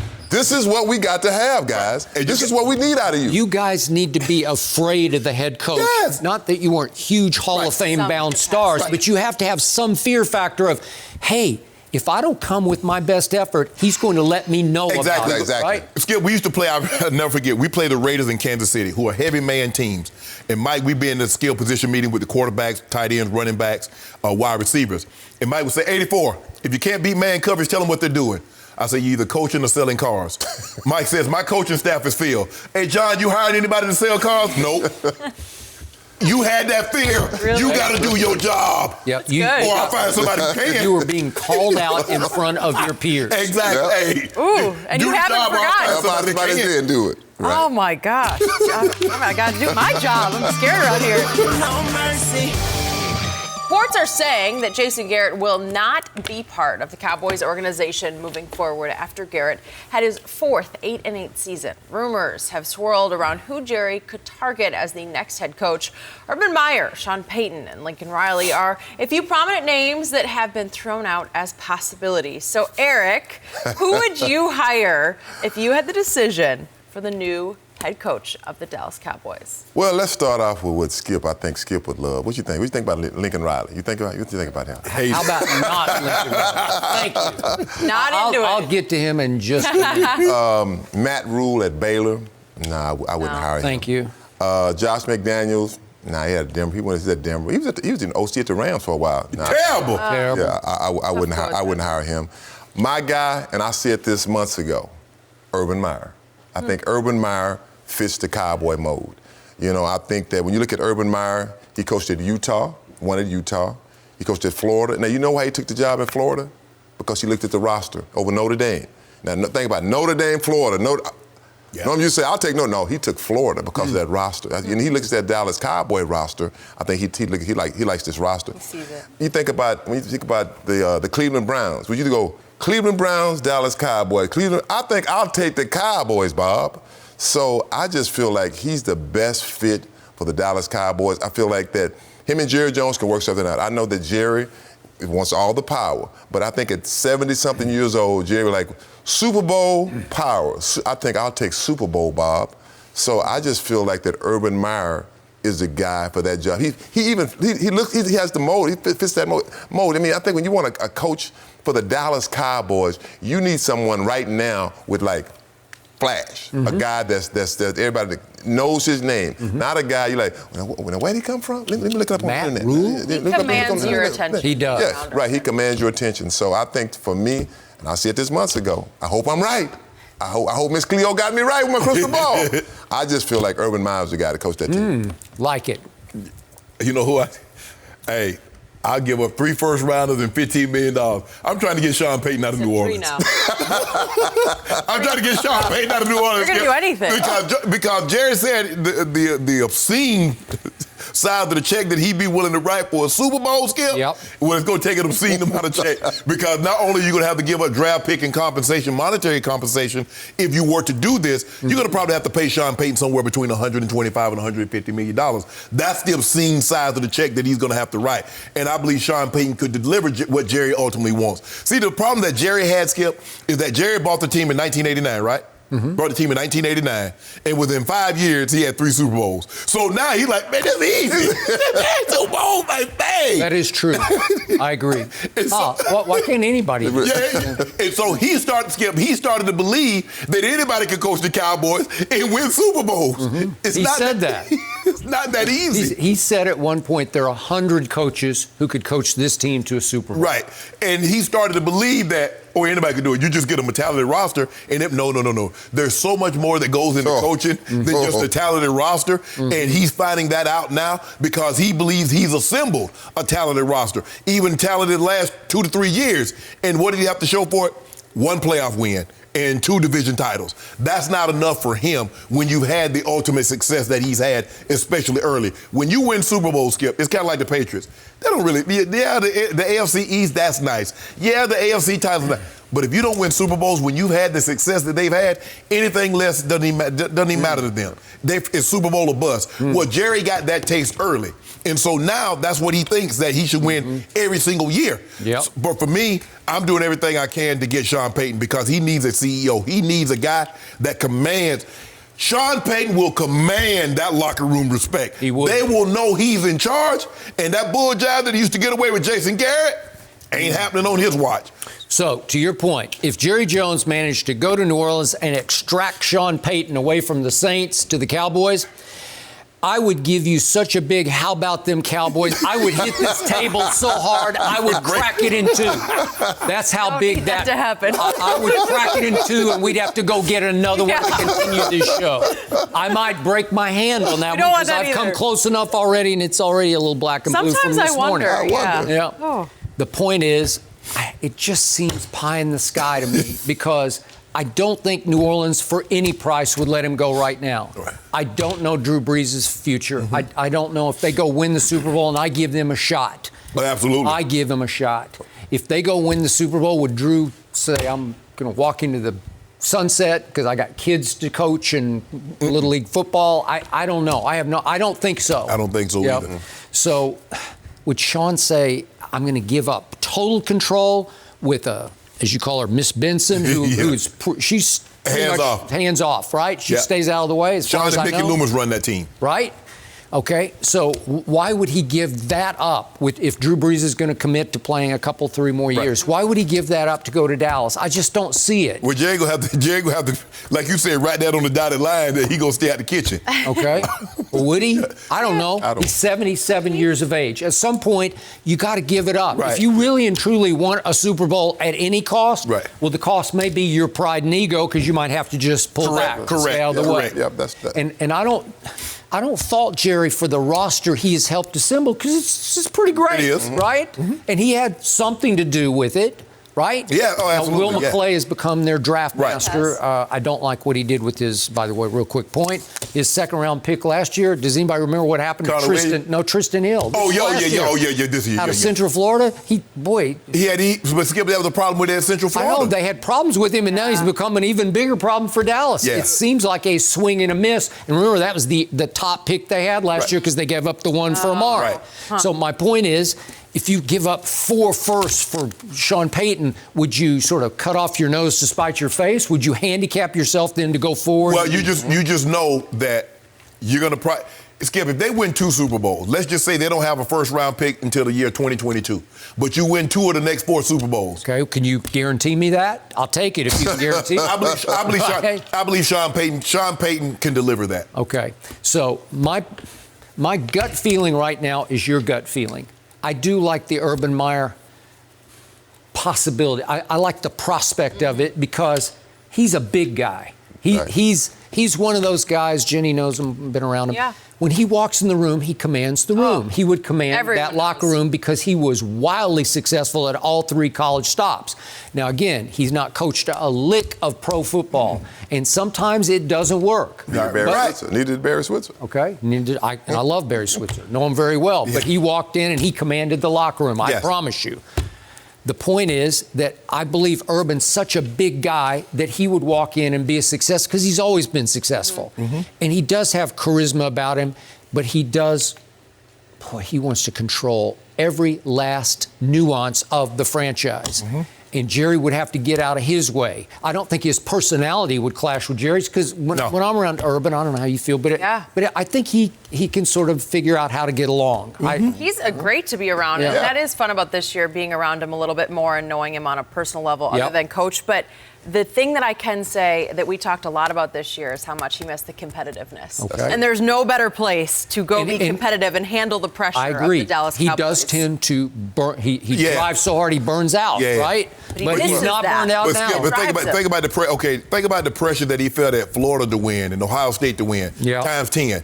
Because that's the Dallas Cowboys.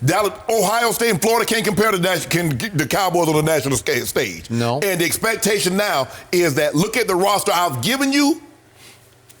You got to go deliver, because he's going to be making $10+ million a year. But I think he would deliver. I think when you look at Urban Meyer, I think one thing he'd say, okay, Jerry, if I'm him, I say, give me one thing. Give me Bill Callahan back. Let's get Bill Callahan back in here, because I have Zeke. I know Zeke. We ran the ball better when we had Bill Callahan. Give me that. I know these young players that, I'm in college, I drafted them. I could draft some of them. I know these guys. I know the guys that other people don't know. Right. Because when you're a head coach, you know, you coaching, you know the guys out there, man, why are you not in the league? Boy, I wish I had him on my football team. I mean, they don't even play him. They don't play him in the right position.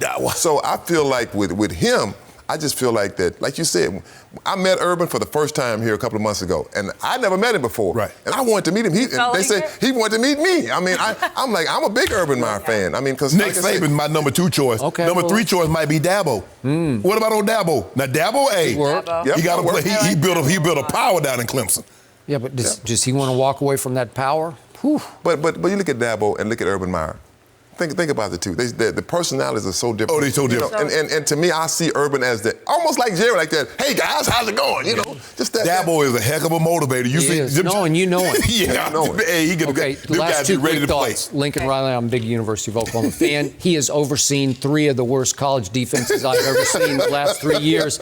They just gave up 7 first-half touchdown passes to Joe Burrow. I can't. Joe could have put 80 on them, Skip. They could have really scored 80 points on them. Put 63 on them like that, right?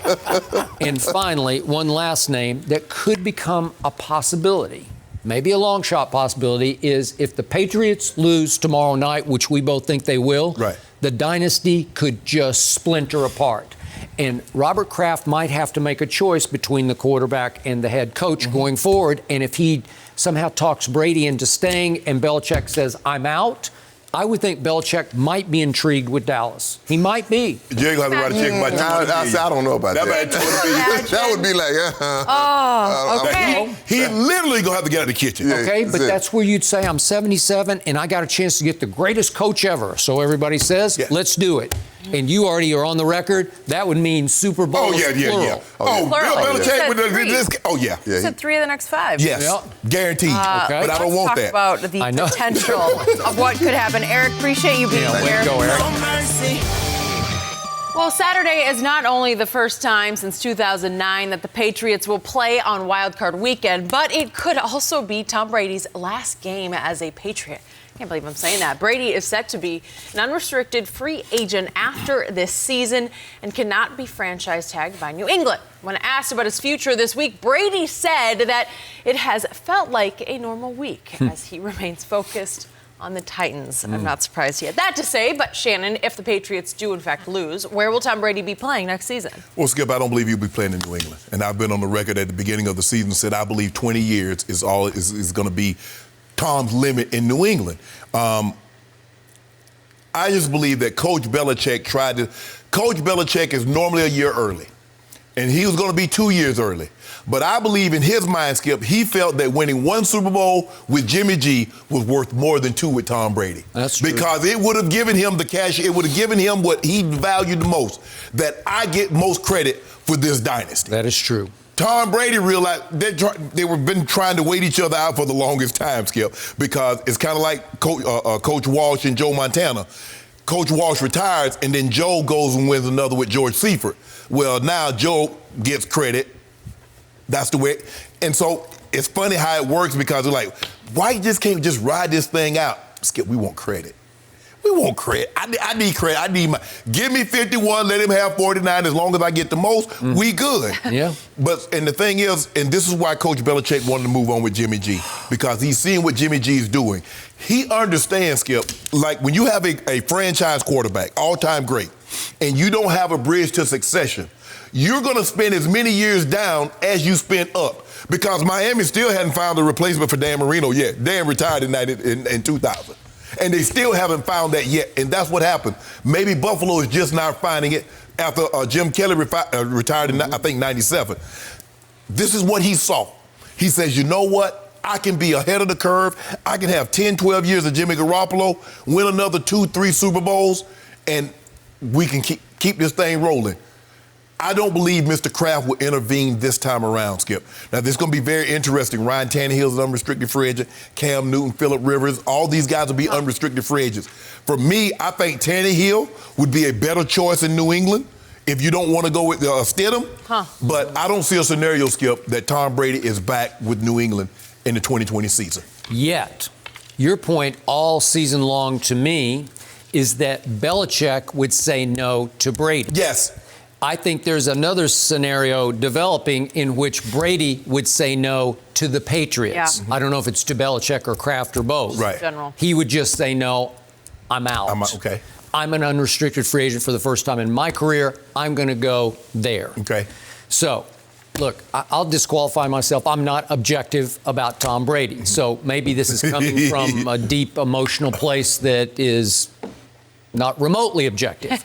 But I'm still angry about Belichick's performance in the Super Bowl that the Patriots lost to the Eagles, because it's just unconscionable to me that they gave up 41 points to Nick Foles while your best defensive back is on the sidelines, Malcolm Butler, for reasons we still can't quite wrap our heads around, right? Yeah. And Tom Brady throws for an all-time playoff record, 505 yards, and puts up 33 and loses 41-33. And that just sticks in my craw. And I'm still angry about this year, in which I believe Bill Belichick gave Tom Brady a sorry supporting cast. And it feels a little like sabotage to me, but I'm over-emotional about it. But that's how it feels like. But he tried to get him AB, and it lasted a week. One game. Yeah, and we know what happened. Right. And he had him, Josh Gordon, and then I don't know why they just cut bait, but maybe they knew something was on the rise, on the horizon, and here we went. And now he's out of the league. God bless him, maybe for good. And yet, this team is so bad, the supporting cast is so bad around Tom that I'm getting close to done with this whole scenario in New England. And it feels like the dynasty is teetering and about to just splinter apart. And we both just picked Tennessee to win this game at Foxborough tomorrow night. It feels to me like both men need and deserve a fresh start. Like at this point in their careers, and they're both deep into their careers. Obviously, Tom's way deep into his, and Bill's going on 70 years of age. But they just need a shot to do what you said. Maybe it's for credit. Maybe it's just for self-satisfaction that I won without him. Right. I don't want to be attached to his hip all the way home. Because you always, no matter what transpired, you join together. Coach Belichick is going to get Coach Belichick. The people will say your credit belongs to Tom Brady. Tom Brady, people will say your credit belongs to Coach Belichick. That's just the way the story is going to be written. There's no way around it. You've had too much success, and you guys go hand in hand. So whether you go to New England, he leaves and goes somewhere else, goes to the Raiders. I mean, it'd be unbelievable if Tom could go somewhere else and win another Super Bowl. That would pretty much cinch it, right? Woo! Yeah. Okay, and I want everybody to understand, Tom Brady is not like a son to Bill Belichick. No. They have nothing more than a working relationship, and I've heard that again and again from people very close to Tom Brady, that it amuses him to the point of frustrates him that he doesn't have any more relationship with Bill Belichick. Well, Skip, you remember they came out with the NFL Network with airing the all-time, the 100 NFL players. And Tom came on set with Coach Belichick, and they was talking, and they was both talking about how great it was. Excuse me. I think there's a lot of acting going on. Skip, you know where I was going. Yeah. Oh, it was so great that you sit down and talk. Really, The man been in there 20 years. You could have sat down and talked with him anytime you want to. There's a cafeteria. You can go sit down and talk to him. There's plenty of times that you had opportunity to sit down and talk to Tom. I know for a fact Tom wondered why some offseason Bill didn't say, let's play golf somewhere. They were paired together one time in the not by choice. Pebble Beach Pro-Am, and yeah. not by choice. Right. Okay. So they Crazy played to once. me. Because Crazy you know why, Skip? You're right.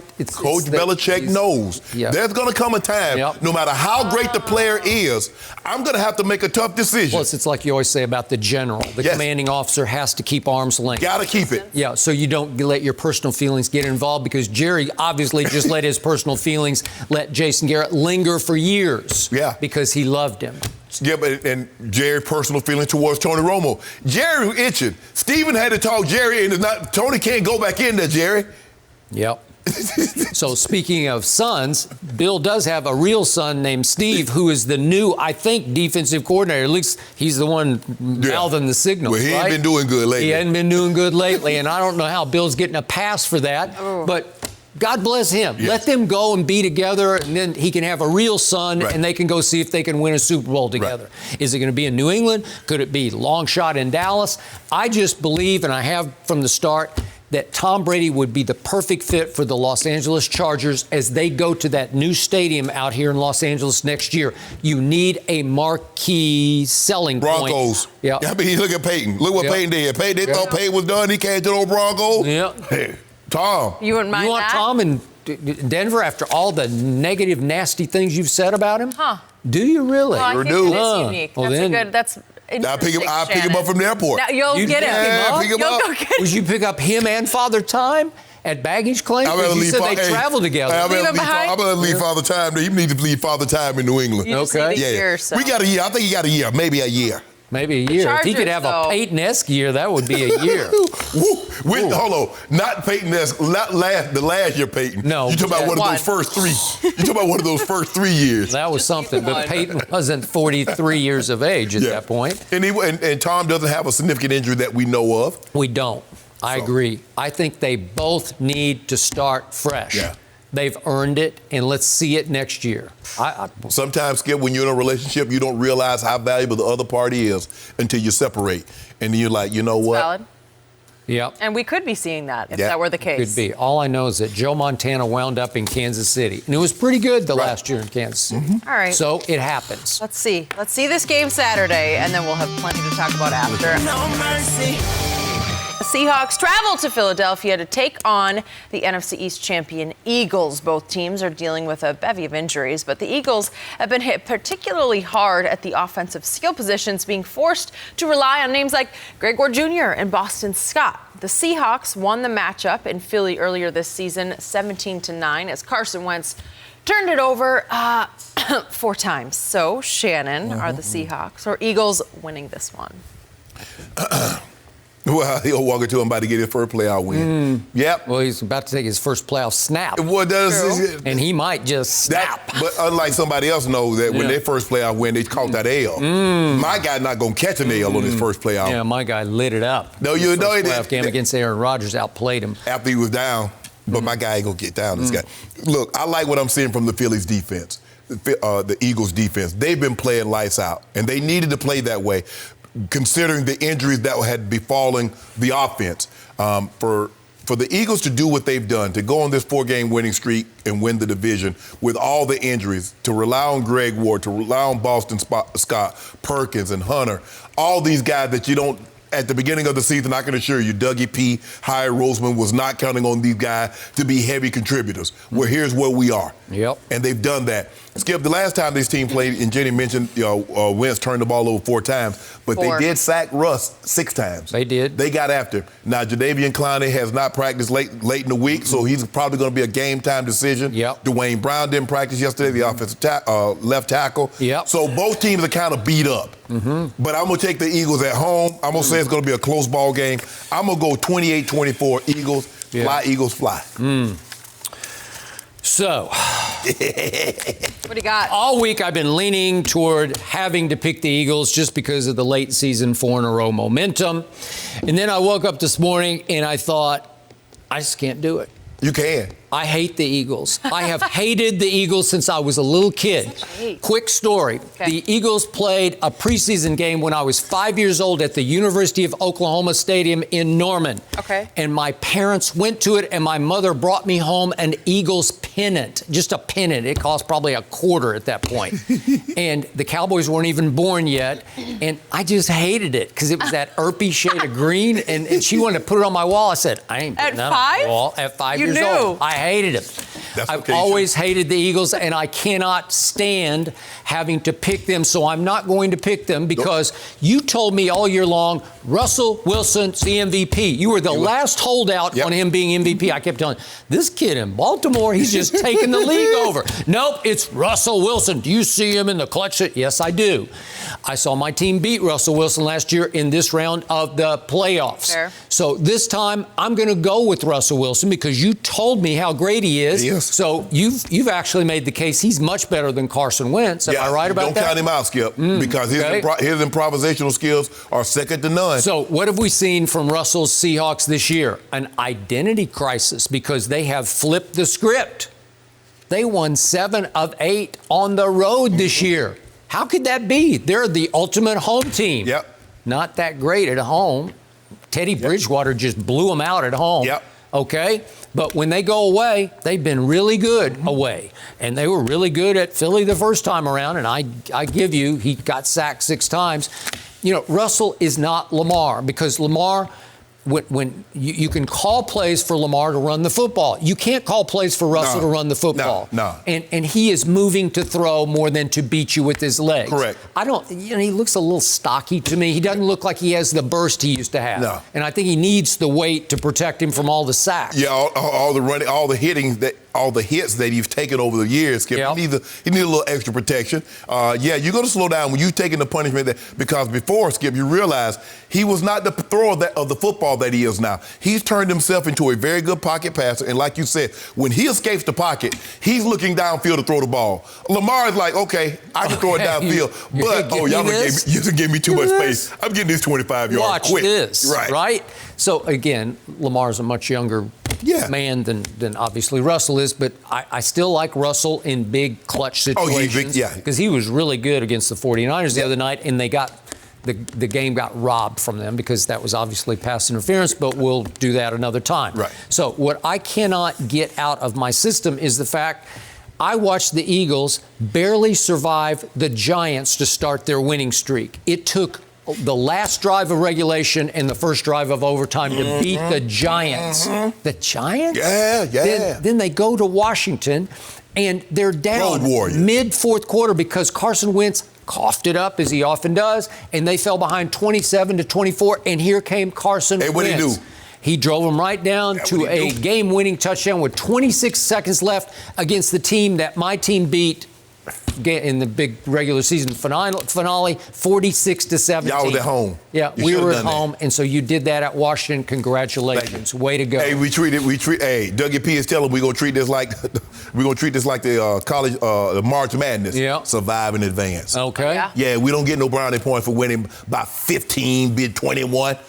We're just going to advance to the next round. See you in the divisionals. And I will give you this. Carson Wentz played really well in those last 4 games. Great. Say great. And beat a 4-12 team twice. Great. And beat a 3-13 team once. And beat an 8-8 sorry Dallas team once. Whoa. Am I right? Although, no.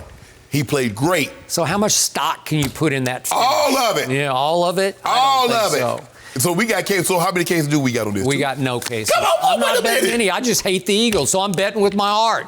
Don't do that, Skip. You know, I told you all week I was kind of leaning toward the Eagles, and I will not be surprised if they win this game. Don't be surprised. I also won't be surprised if Bounce It To Him stinks it up because he still has the weight of the Eagles nation on his shoulder pads because they used to see Nick Foles take off at this time of year, and he would fly, Eagle, fly. Well, he should have said, with Jacksonville saying fans, and Lil Duval said, when he going to take off for us? That's been a tough. Hey, what about your guy? Your guy's still celebrating. Huh? Oh, don't get to him, Dak. Still celebrating. Toink It To Him, Dak. Yeah, because he's been doinking the ball. Much better stats this year than Carson Wentz did. At a much No. Well, we got a stat that he didn't get. We got 97. Oh, well, that's outstanding. Whoa. Is 97 better than 8-8? Yeah. Okay, thank you. One will be playing. Yeah. Yeah, but my quarterback beat yours 37-10, and then your quarterback beat mine 17-9. When it mattered. 17. Y'all beat us, it didn't even matter. We let y'all feel good. Give y'all some false hope. Yep. Boy, there's a lot of pressure on Carson. Ain't no pressure. If he comes out and throws an early pick or coughs it up. What happens when we throw an early tub? Well, what if he coughs it up? He ain't gonna do that. I know what they'll be doing up in those stands. Where's Nick Foles when we need Why him? you always try to bring up bad stuff? What if he throws an early pick? You know he's a slot machine just pulling that arm and the ball comes out. Just pops right out on the turf. And it popped right out on schedule against my Cowboys, and it popped right back up to Carson Wentz. Way to go. And then what Meant he do? to be. Congratulations. And goes down the field and throws a tub on you. Okay. To Dallas Goedert. We don't have a Dallas in Dallas. Well, No. Do y'all got Blake Jarwin? Yeah. You call him Shannon Jarwin. Shannon Jarwin. But he mostly gets to watch. But next year, How you know Jason it's Witten? his coming out party. How you know Jason Witten's not coming Because back? Urban Meyer will tell Jason, we love you, but this is it. What It's over. about Jerry says? Jerry and Steven wanted him back for the locker room. Urban Meyer will have total control. He'll be on the staff in some capacity. I Yeah. still like the story Maybe. about you hating the Eagles as a 5-year-old. That is a Little true Skip story. Bayless. She brought me a pennant. Not happy about it. I'm gonna have to have my assistant send my Eagles helmet. Have my Eagles Can we helmet sent please right up get here. that? You have an Eagles Heated. helmet? Yeah, I traded with Irvin Fryer 1 year at the Pro Bowl. Really? You did? I did. You still have it? I do. I'd like you to bring that I in. You do. should bring it. I do. Does it still look like the current one? Or? No, it's the old school. You know, the old with the wing on the side. It's not like this one they got now. Okay. Yeah. No mercy.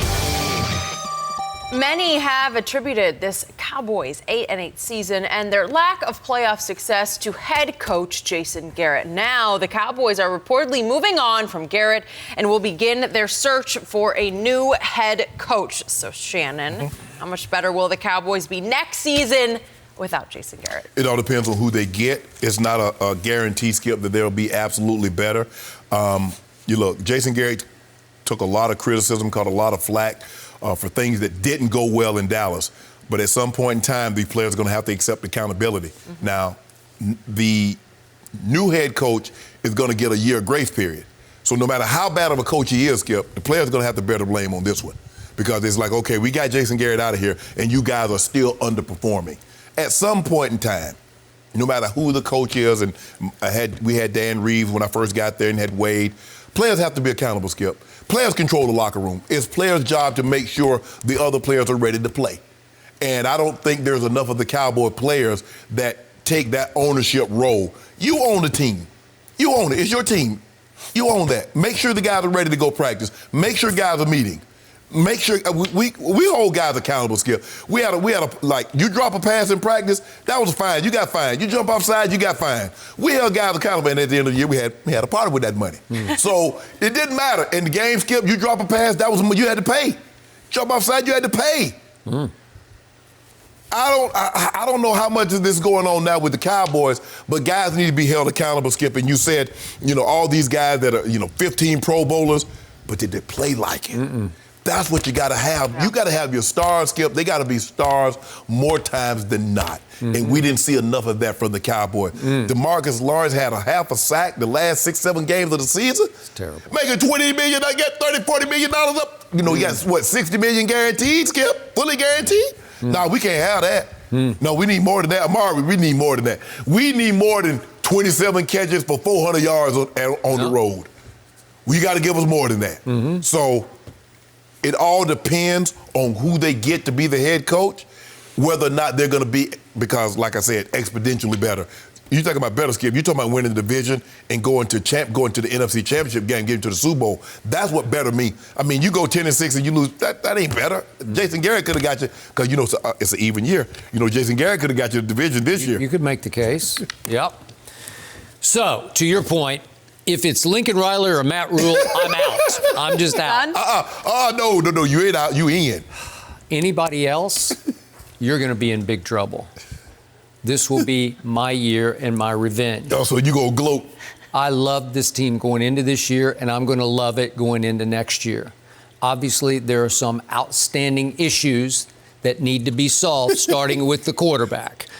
He needs a new contract. I would hate to see it degenerate into a franchise tag, into a Kirk Cousins situation. Yeah. I would hope, remember, they have the 5th most salary cap dollars of any team in the NFL. So you've got the money to play with. Depends how you're going to dole it out, because you have others, starting with that receiver, who did not show up on the road. In fact, he basically quit and pouted at New England, and then he actually got yanked at Philadelphia for the game-deciding plays and series. Bad signs if you want a big new contract. Yeah. Do I still believe in him? And he rose and shone in the last game against the Washington Redskins. Oh, really? Well, I'm just saying.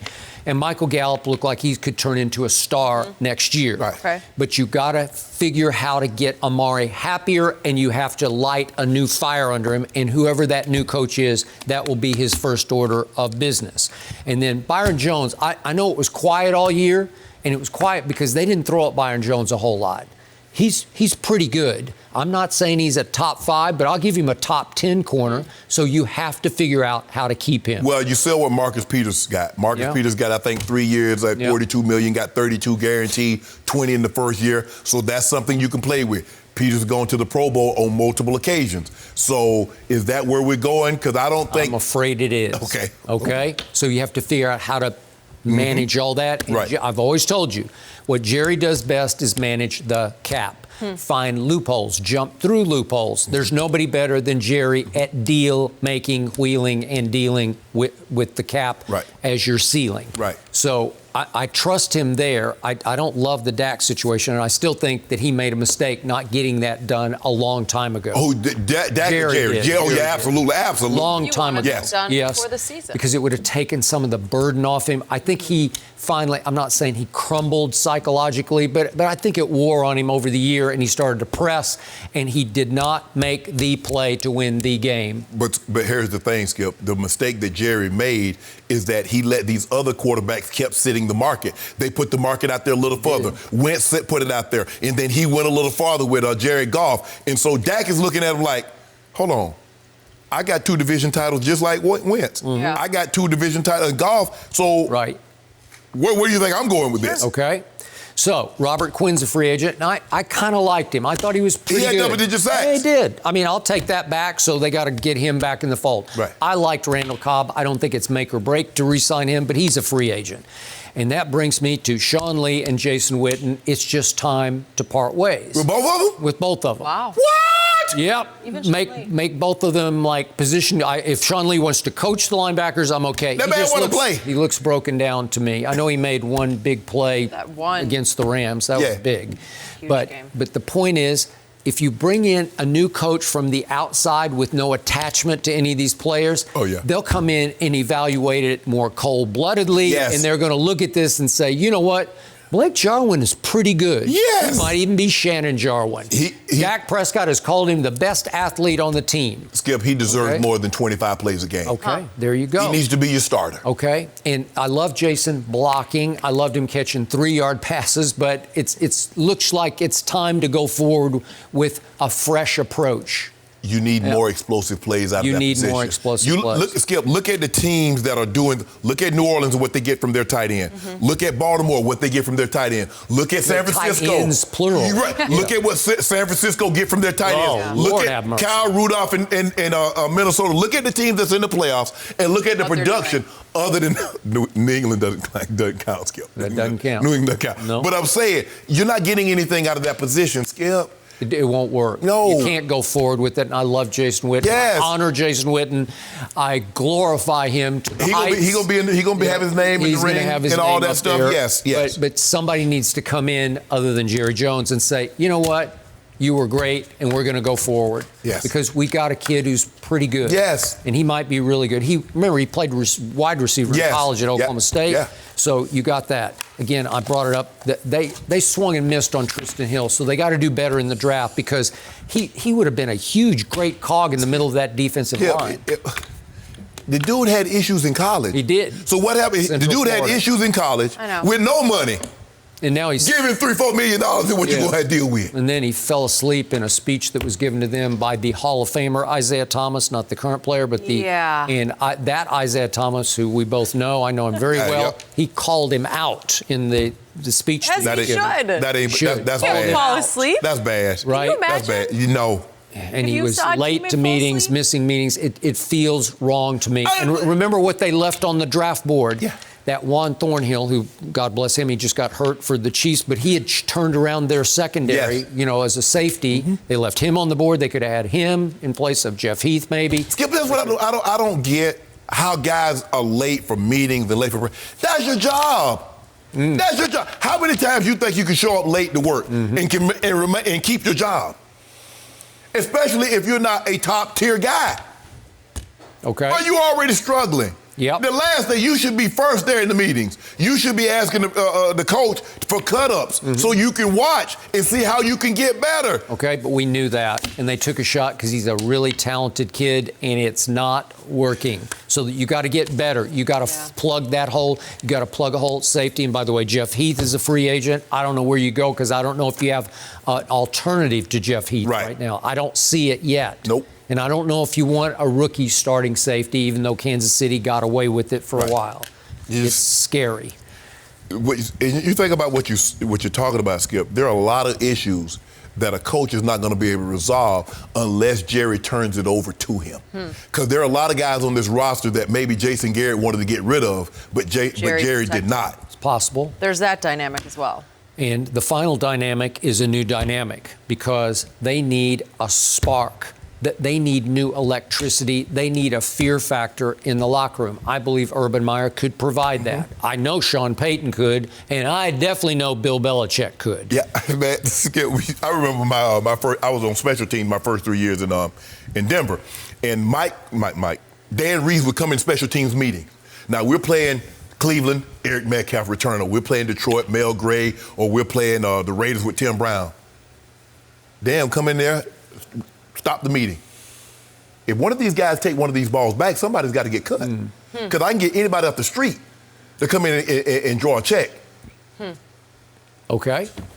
Got it. Hey, someone was paying attention. I'm looking at Al Montgomery. I'm looking at the guy.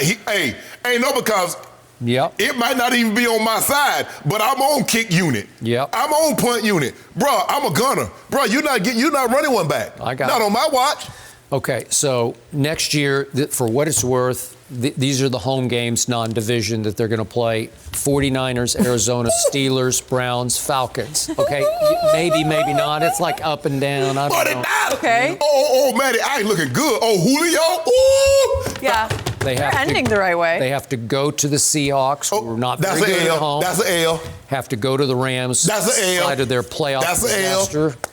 They have to go to Baltimore. Oh, that's a show-up L. That's 4 losses right there, Skip. You're looking good bad right now. 4 losses. That was already enough. Who you got? Who else? Bengals on the road. Okay. I'll take a dub. You get that. And Vikings, that's an easy. Oh, no, that's for first. No. Skip, right now, I got you down 5 losses right now. We're in the playoffs. Skip, right now. You are. Skip, right now. Not for long, but you're in. We are in. Yeah. Skip, you got 5 losses right there. That's off the top of my head. Really? It's easy to say right now until my team just takes off. Oh, and then walk into him, you got him twice. We got him twice. At best case, you can hope for a split because you know you catch the L in Philly. Yeah, 2 easy wins against the Giants, 2 against the Redskins, and we'll steal the division at 9-7 and be off to the races. Ron Rivera is there. This is a new. Hey, he keeps talking about he's gonna change the culture. Yeah. The culture. He probably will. How? No mercy.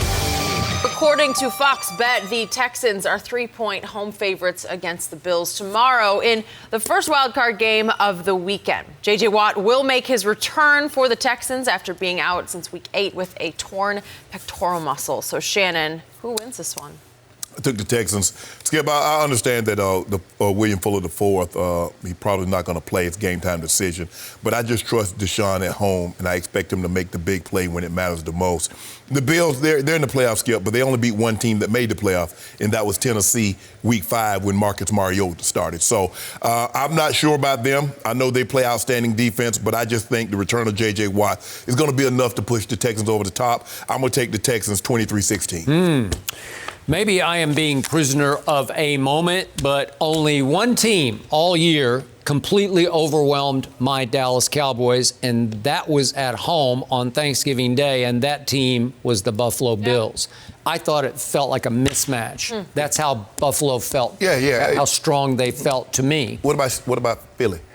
Last game in Philly. Didn't they overwhelm you guys? Feel like 17-9. I don't. You didn't even score a touchdown. Stop it. Oh, my bad. So, I'm going to go with Buffalo in this game because one thing about that Buffalo defense, it doesn't give up big plays, and Deshaun lives on big plays. Okay. I love Deshaun. I just don't love his chances against this team in this moment. And even though I saw Tom Brady rise and shine in one big game against Buffalo late in the season, I thought Josh Allen played great in that game. He makes big plays. He runs for big plays. Yes. And Devin Singletary, as a rookie, is really, he's become a little force down the stretch. And I do not think Houston, even with J.J. back, is that good on defense. They give up big plays, and I think they'll give up one too many big plays, running, throwing. And I got them winning Buffalo 20-17 at Deshaun. Well, you know, Bradley Roby, he lives on the big play on the edge. He got Tom Brady once. He got a couple of weeks ago, got Jameis Winston to start the game. I like the Texans. I like the Texans at home. I expect them to win this game. Not saying they're going to go much further than this game. That is probably a fact for both of them. What are you going to do? Good show, guys. That is it for us. We'll be back Monday morning, 9:30 Eastern. No mercy. Thank you for listening to the Undisputed Podcast. I'm Jenny Taft. Keep an eye out for the weekend edition of the podcast tomorrow morning, featuring this week's best segments. Have a great weekend, everyone. Fox Sports. One of one.